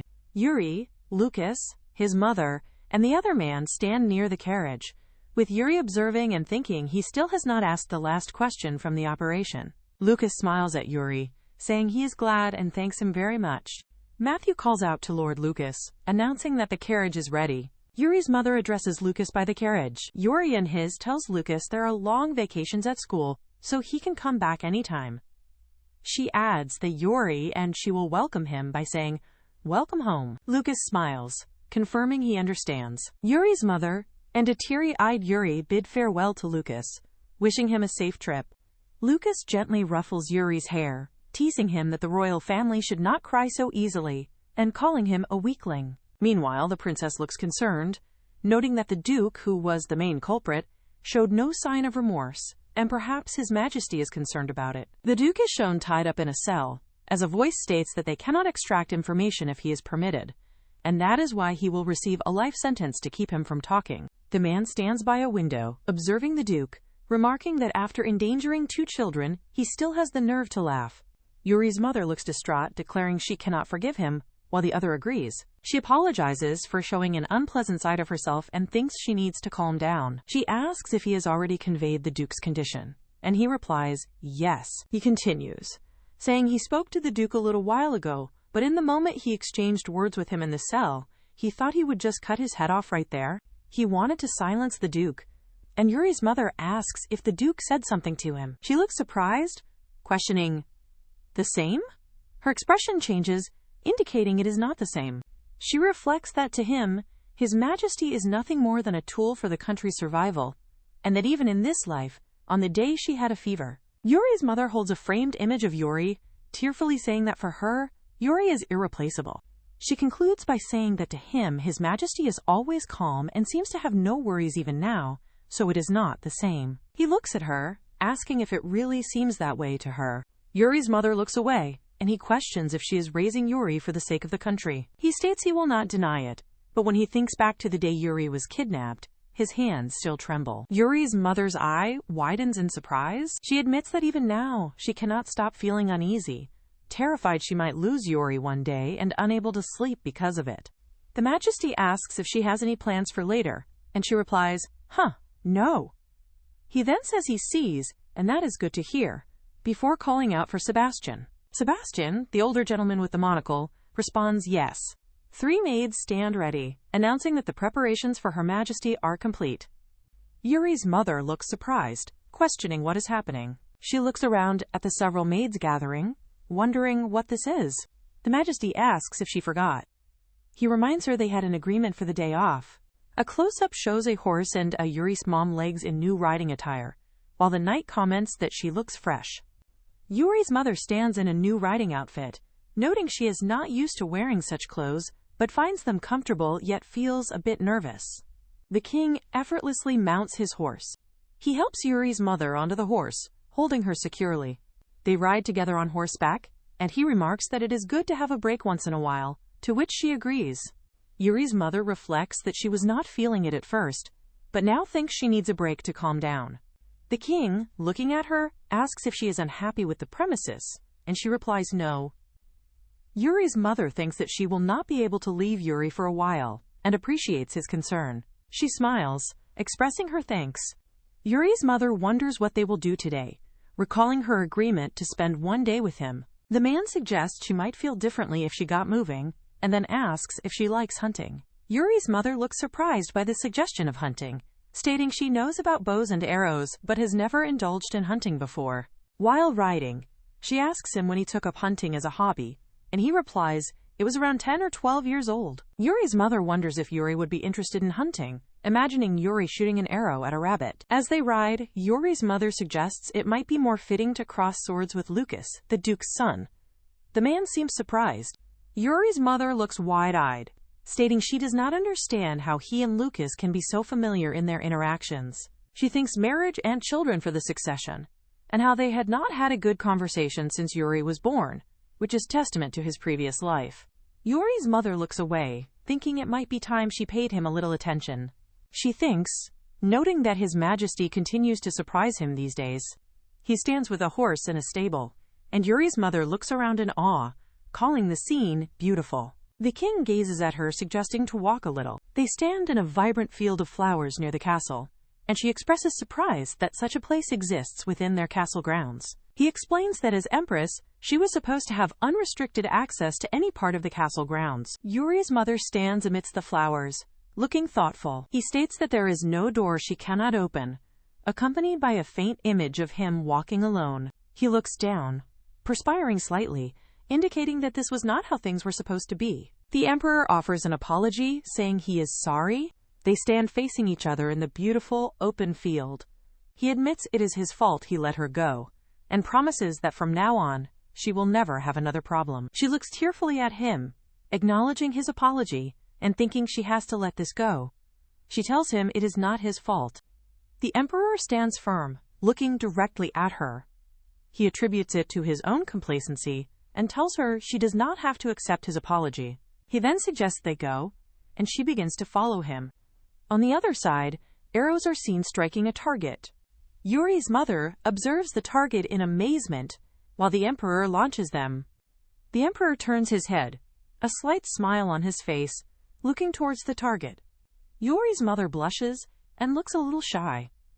He hands her a bow, telling her it is her turn. She looks hesitant. Yuri's mother feels awkward and uncomfortable, thinking she is making His Majesty uncomfortable, and resolves to get it over with quickly. She attempts to shoot an arrow, but it falls short of the target. She states she does not remember it being this difficult. The man tells her he is sorry her time to enjoy herself will be cut short, and that as for him, he still knew it. Yuri's mother focuses intently as she aims the bow again. The emperor stands close behind her, providing guidance. He instructs her to watch, and then to pull out the arrow and shoulder it. He guides her hand, telling her to slowly pull her hand back. He notes that she is too close, still guiding her form. An arrow is perfectly lodged in the bullseye of the target. The emperor congratulates her on hitting it and tells her to try it a few more times. She agrees. Yuri's mother sighs, lamenting, "What a night." She then remembers something else and tells him he should concentrate on his bow and arrow. Yuri's mother confidently holds the bow and aims. The emperor watches her with a subtle smile. Yuri's mother looks tired and asks if that was too much effort, while the man looks at her. Yuri's mother asks, "Your Majesty?" and he tells her she does not have the strength in her arms. She asks if he is too strong, and he simply tells her to do as instructed.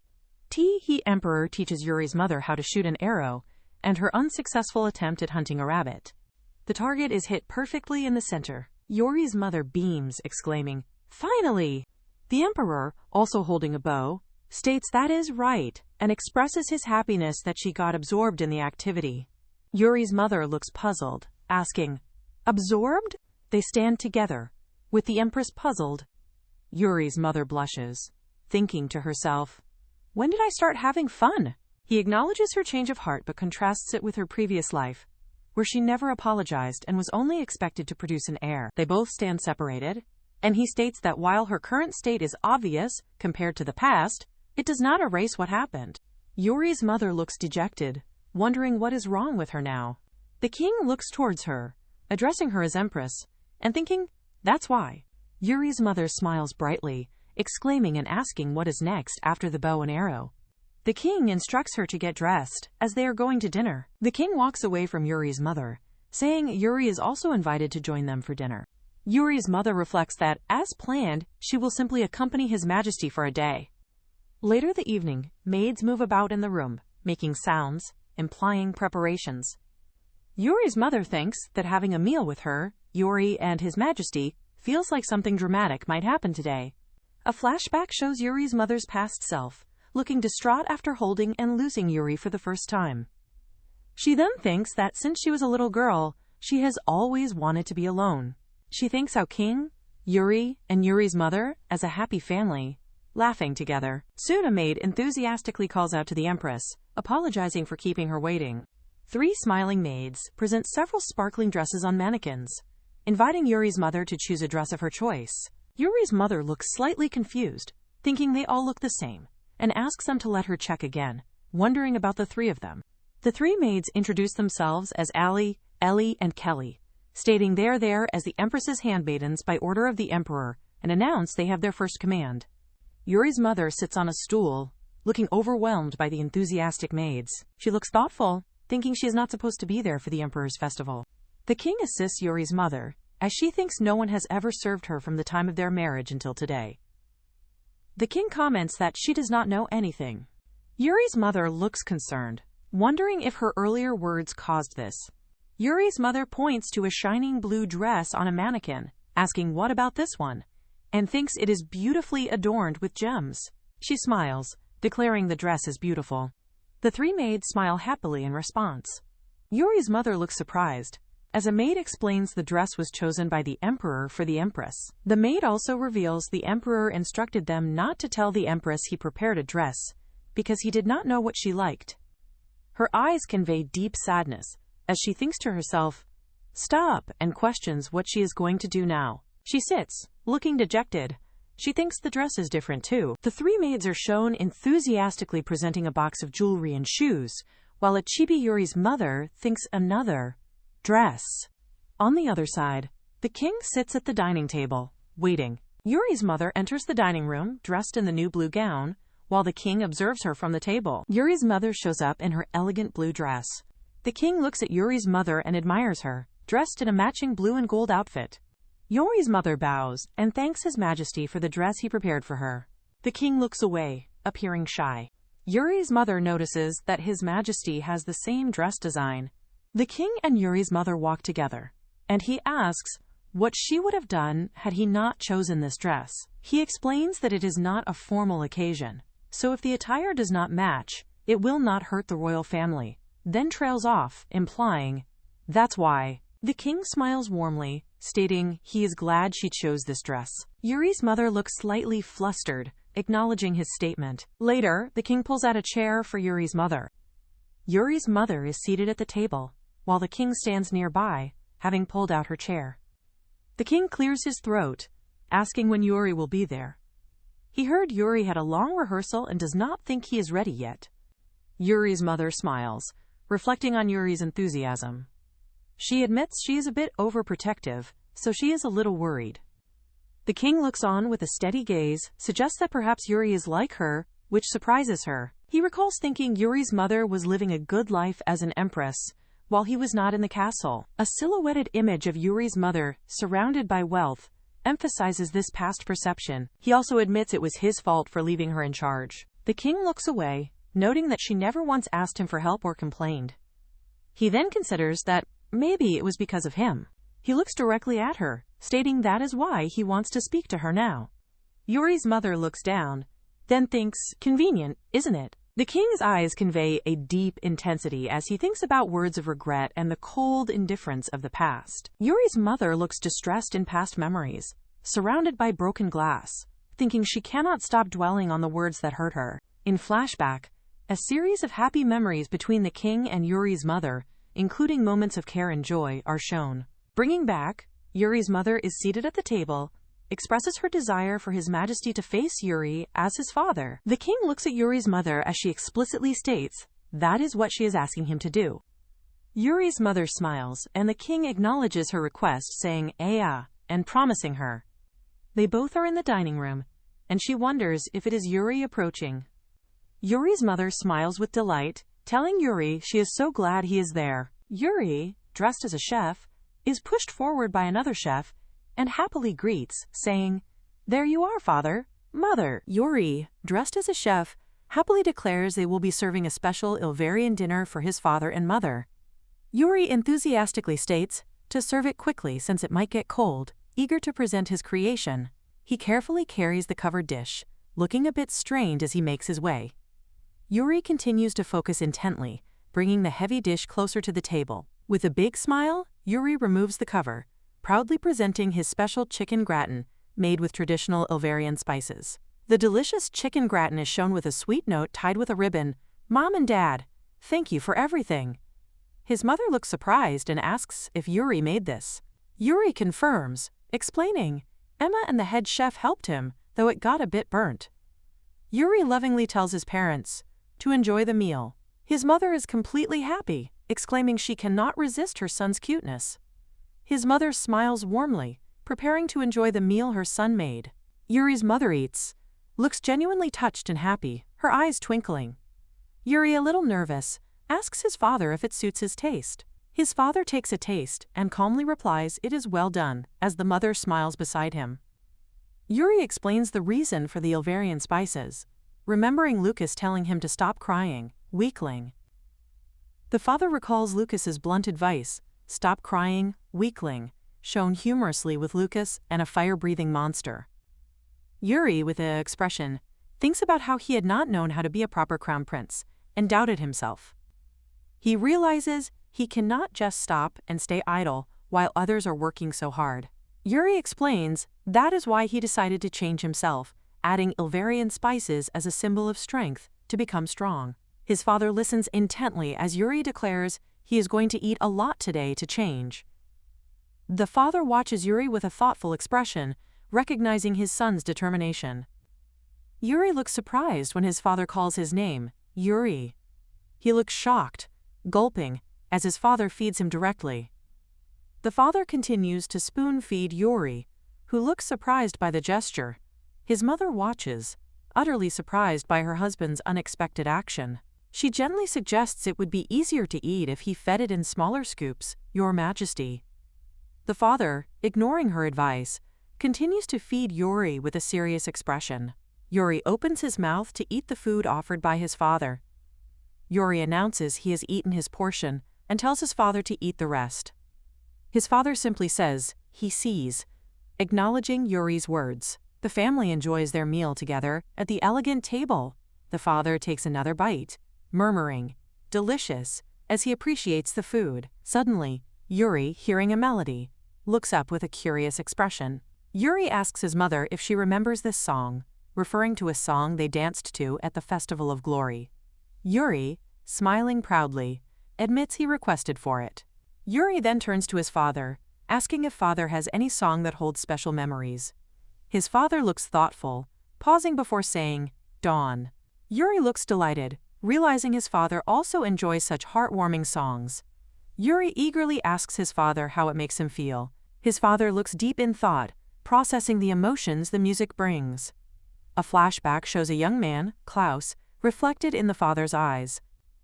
In the past, Klaus, holding a music box, asks his brother if it is not a great song. His brother, the father as a child, admits he does not get it at all, while Klaus explains it is a song about gratitude and repaying those around you, inspiring him to work even harder for the people. Klaus tells his brother he is always thinking about others, to which the younger father pouts, saying he is too preoccupied with his own struggles. He playfully taps his brother on the head, making him say, "Ouch."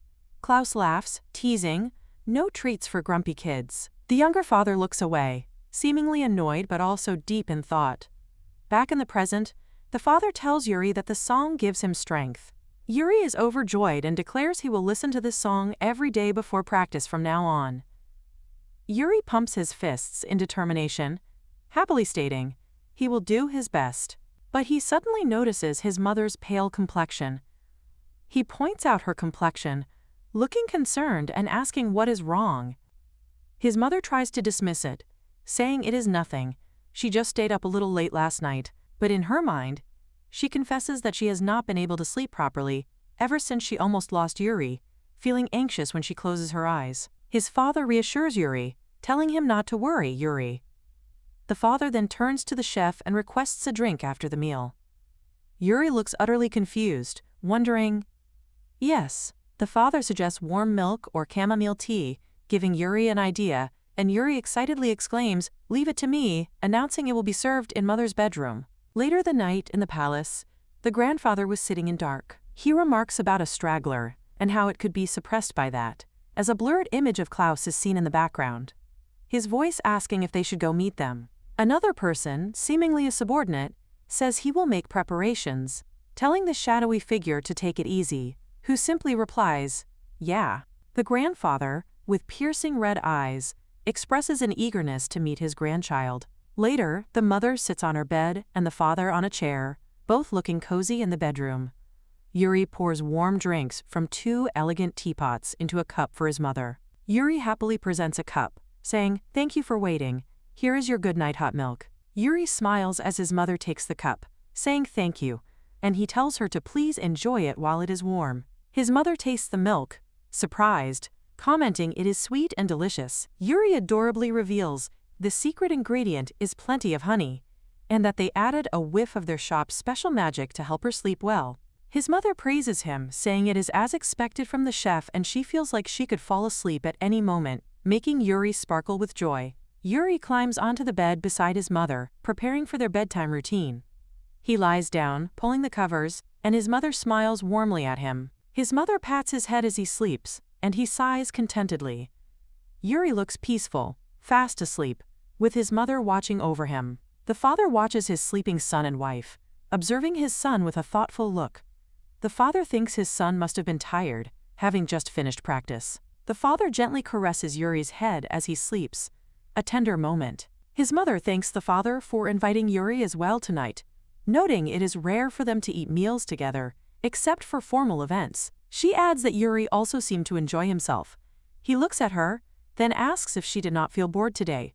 He looks at her, then asks if she did not feel bored today. The father reflects that at first, he was just angry at him for showing no signs of remorse.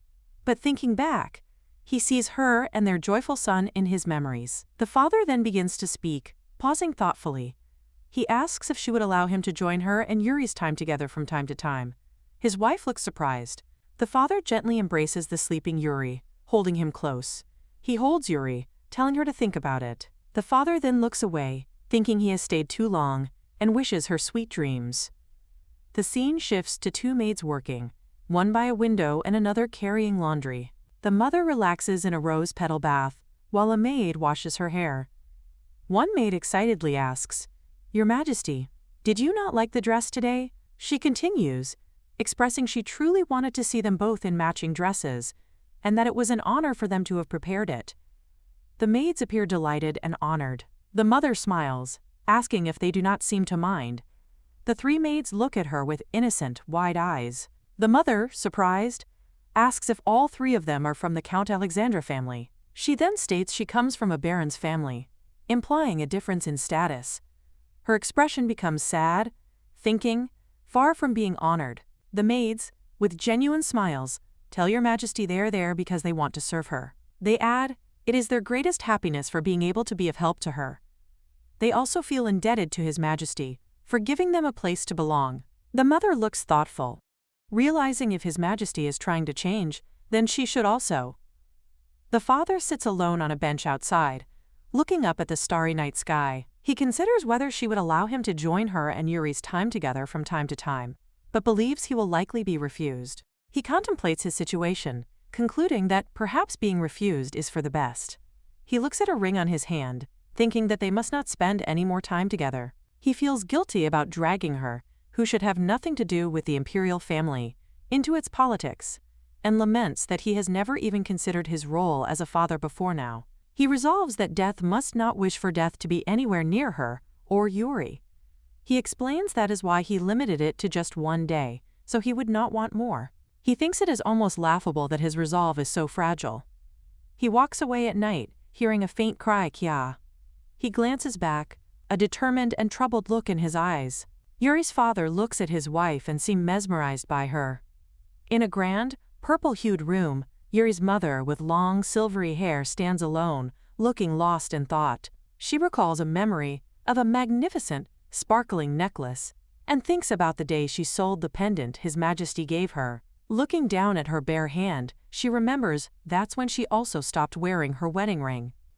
A cracked reflection of her past self appears as she admits she didn't like the person she used to be, who was so dependent on him. Her gaze falls upon a beautiful diamond ring, resting in a royal blue box. She, thinking to herself that wearing the ring is a good way to keep judgmental nobles in line. Letting out a deep sigh, she closes her eyes in a moment of quiet frustration.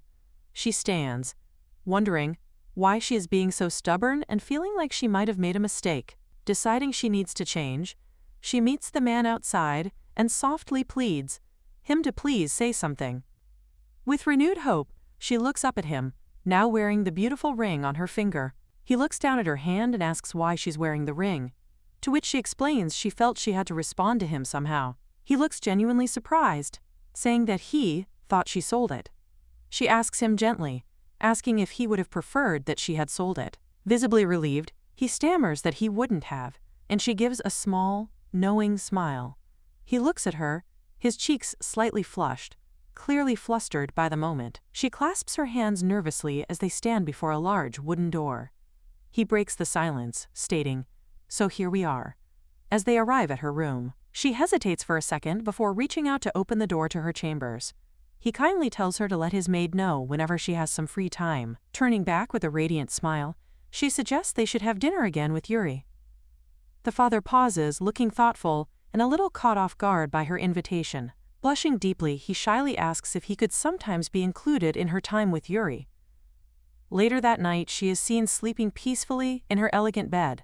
As she begins to wake, her eyes fall on the sparkling ring she now wears.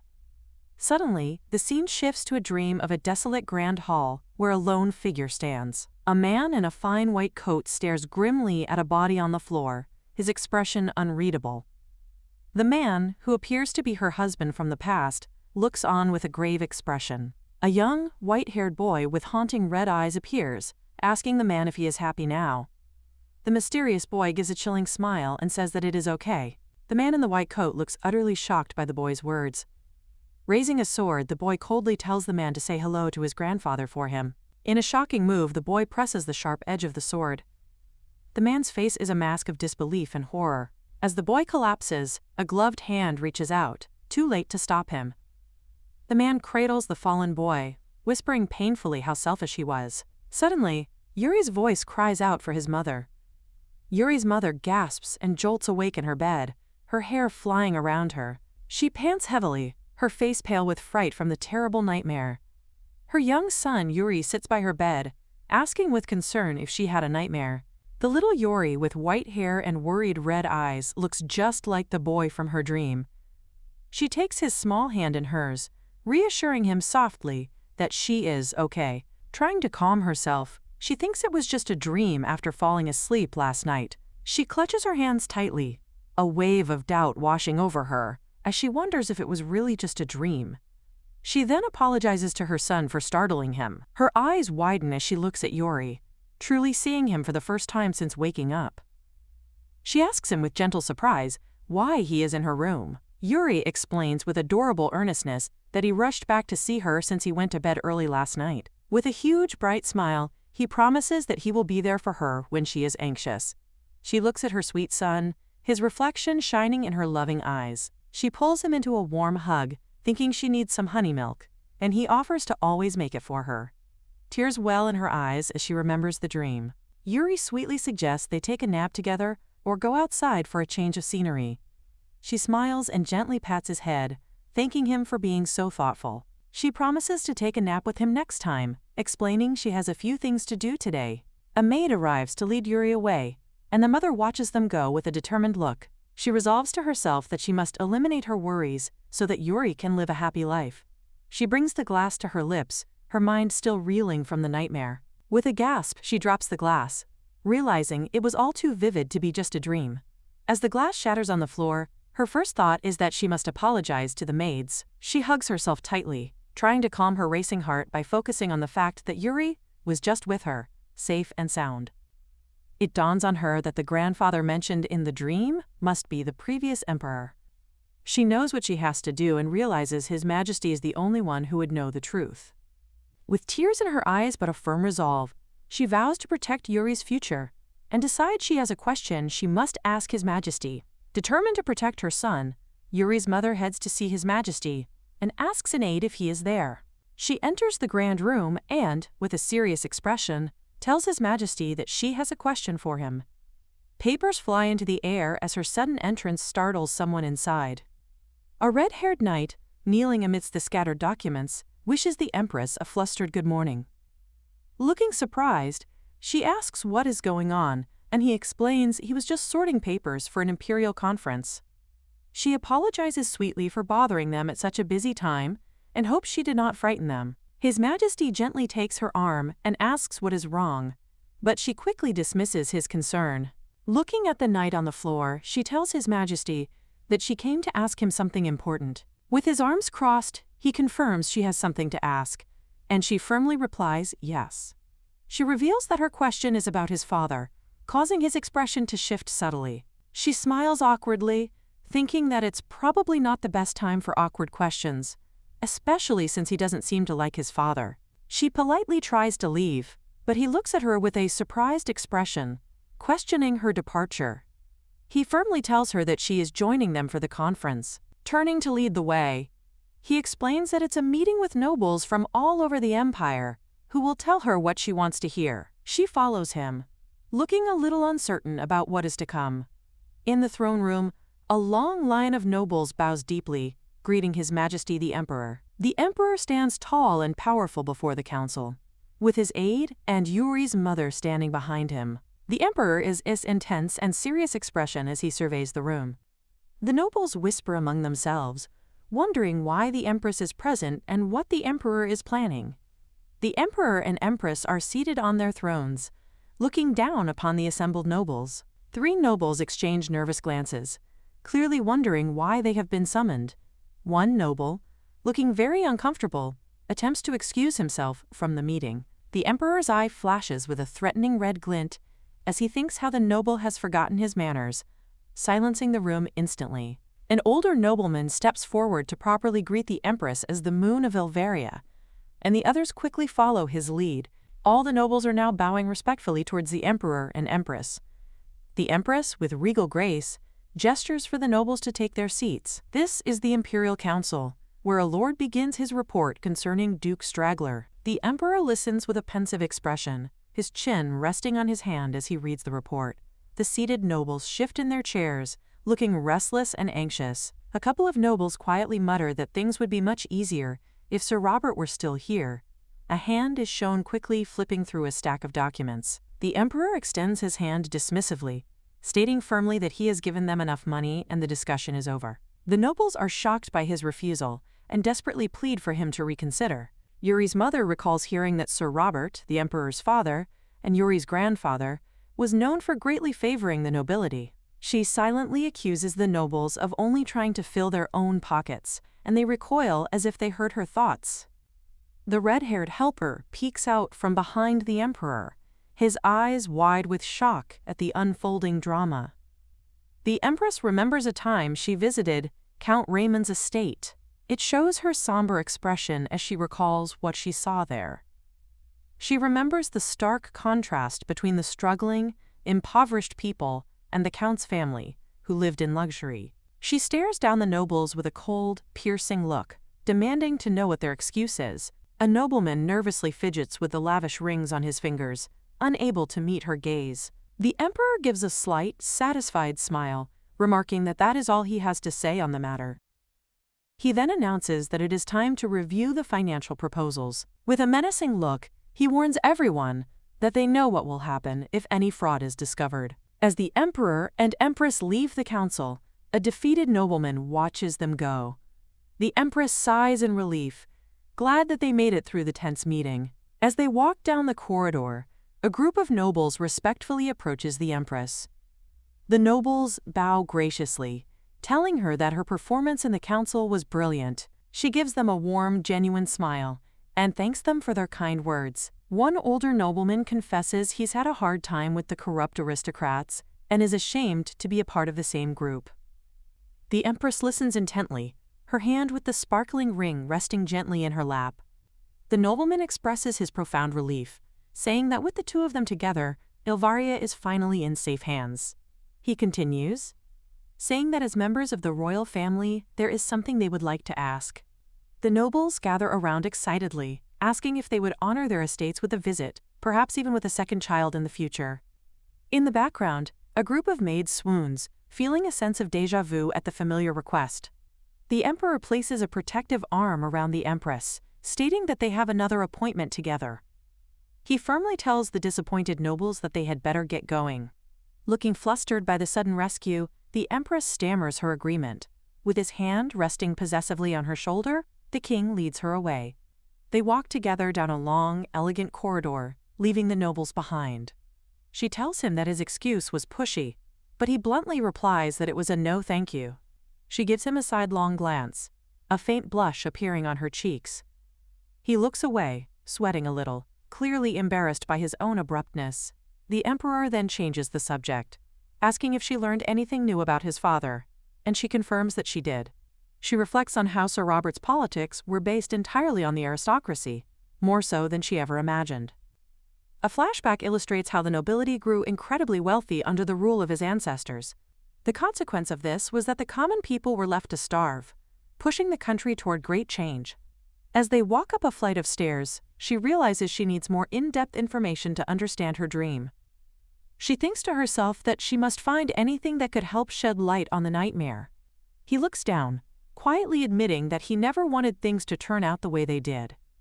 He continues, explaining that he felt he had no choice but to simply keep moving forward.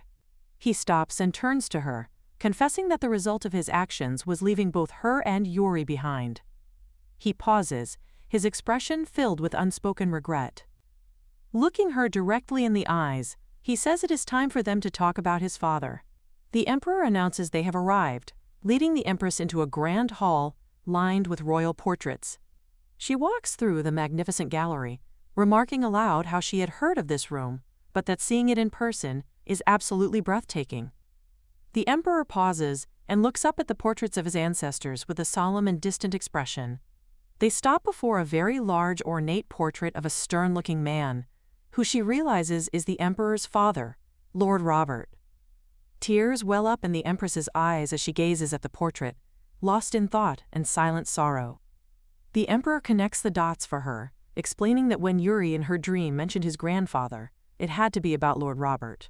She turns to him, her voice filled with curiosity and concern, and asks what his father is doing now and how his recuperation is going. She insists that, for her own reasons, she really needs to know. The emperor looks at her with a serious, unreadable expression, hesitating for a moment before answering. He begins to explain his connection to his father was that his father would probably hate the word connection more than anything. They stand together in silence before the imposing portrait, the weight of the past filling the room. He reveals a painful truth. He has not seen his father at all since his brother's death and his father's subsequent departure for recuperation. The Empress listens, realizing from his words that Lord Robert must have cherished the Emperor's brother, Lord Leo, very deeply. She learns that their father's favoritism was so great that he even handed Lord Leo the Rubellite medal, the official proof of succession, before he had even come of age. The Emperor looks away with a flicker of old sadness, admitting that despite this great honor, his brother never once bragged about it in front of him. The Empress looks at him with sincere empathy, suggesting that his brother must have been a truly admirable person. She thinks back on what she knows, frustrated that she cannot remember the details of Lord Leo's death, because it happened when she was very young. Feeling this somber mood, she decides she shouldn't press the matter of Lord Leo any further and apologizes for bringing up such a difficult topic. He asks if she has learned all she wanted, and she admits there is more, but she will investigate the rest herself. After a moment, he says he understands and then turns the conversation around, stating that he now has a question for her. He looks at her intently, his red eyes piercing as he asks directly why she is so interested in his father. The Empress is visibly shocked and flustered by his sudden and direct question, in surprise. She stammers, trying to find an answer while avoiding his intense gaze. Internally, she panics, knowing he would never believe the truth about her prophetic dream, but she feels she cannot lie to him either. Deciding on a half-truth, she explains that after hearing about him from Yuri, she had a dream that he disappeared somewhere. The Emperor raises an eyebrow, looking skeptical as he asks if that is really the only reason. She looks down, sweating nervously, and confirms with a small voice that it is. He sighs, seemingly letting the matter drop for now. He walks away, reasoning aloud that given the recent kidnapping attempt, it is not entirely unreasonable for her to have such a worrying dream. He gently places a comforting hand on her shoulder and asks if her bad dream might be due to a lack of sleep, to which she hesitantly agrees. The Emperor watches her with a thoughtful and concerned expression, his gaze soft. He decides she should be examined by the imperial doctor, just to be safe. The doctor, a kind-looking older man, thoughtfully strokes his mustache and asks if she has been under a lot of stress lately. A flood of recent, traumatic memories flashes through her mind, and she quietly confirms that she has been. She explains that she has been having very realistic nightmares and asks the doctor if he knows what might be causing them. The doctor smiles reassuringly, telling her it is not unusual to have recurring dreams when one is mentally unstable, and that she should not worry as it will improve with rest. She seems to accept his words, wondering to herself if perhaps she is just worrying too much about everything. The doctor adds that since it's hard to change one's mind right away, he will prescribe some sleeping pills to help her rest. The Emperor immediately expresses his concern, asking the doctor if there are any side effects to the medication. Holding the bottle of pills, the Empress looks down at it with hesitation, while the Emperor stands by, watching her reaction.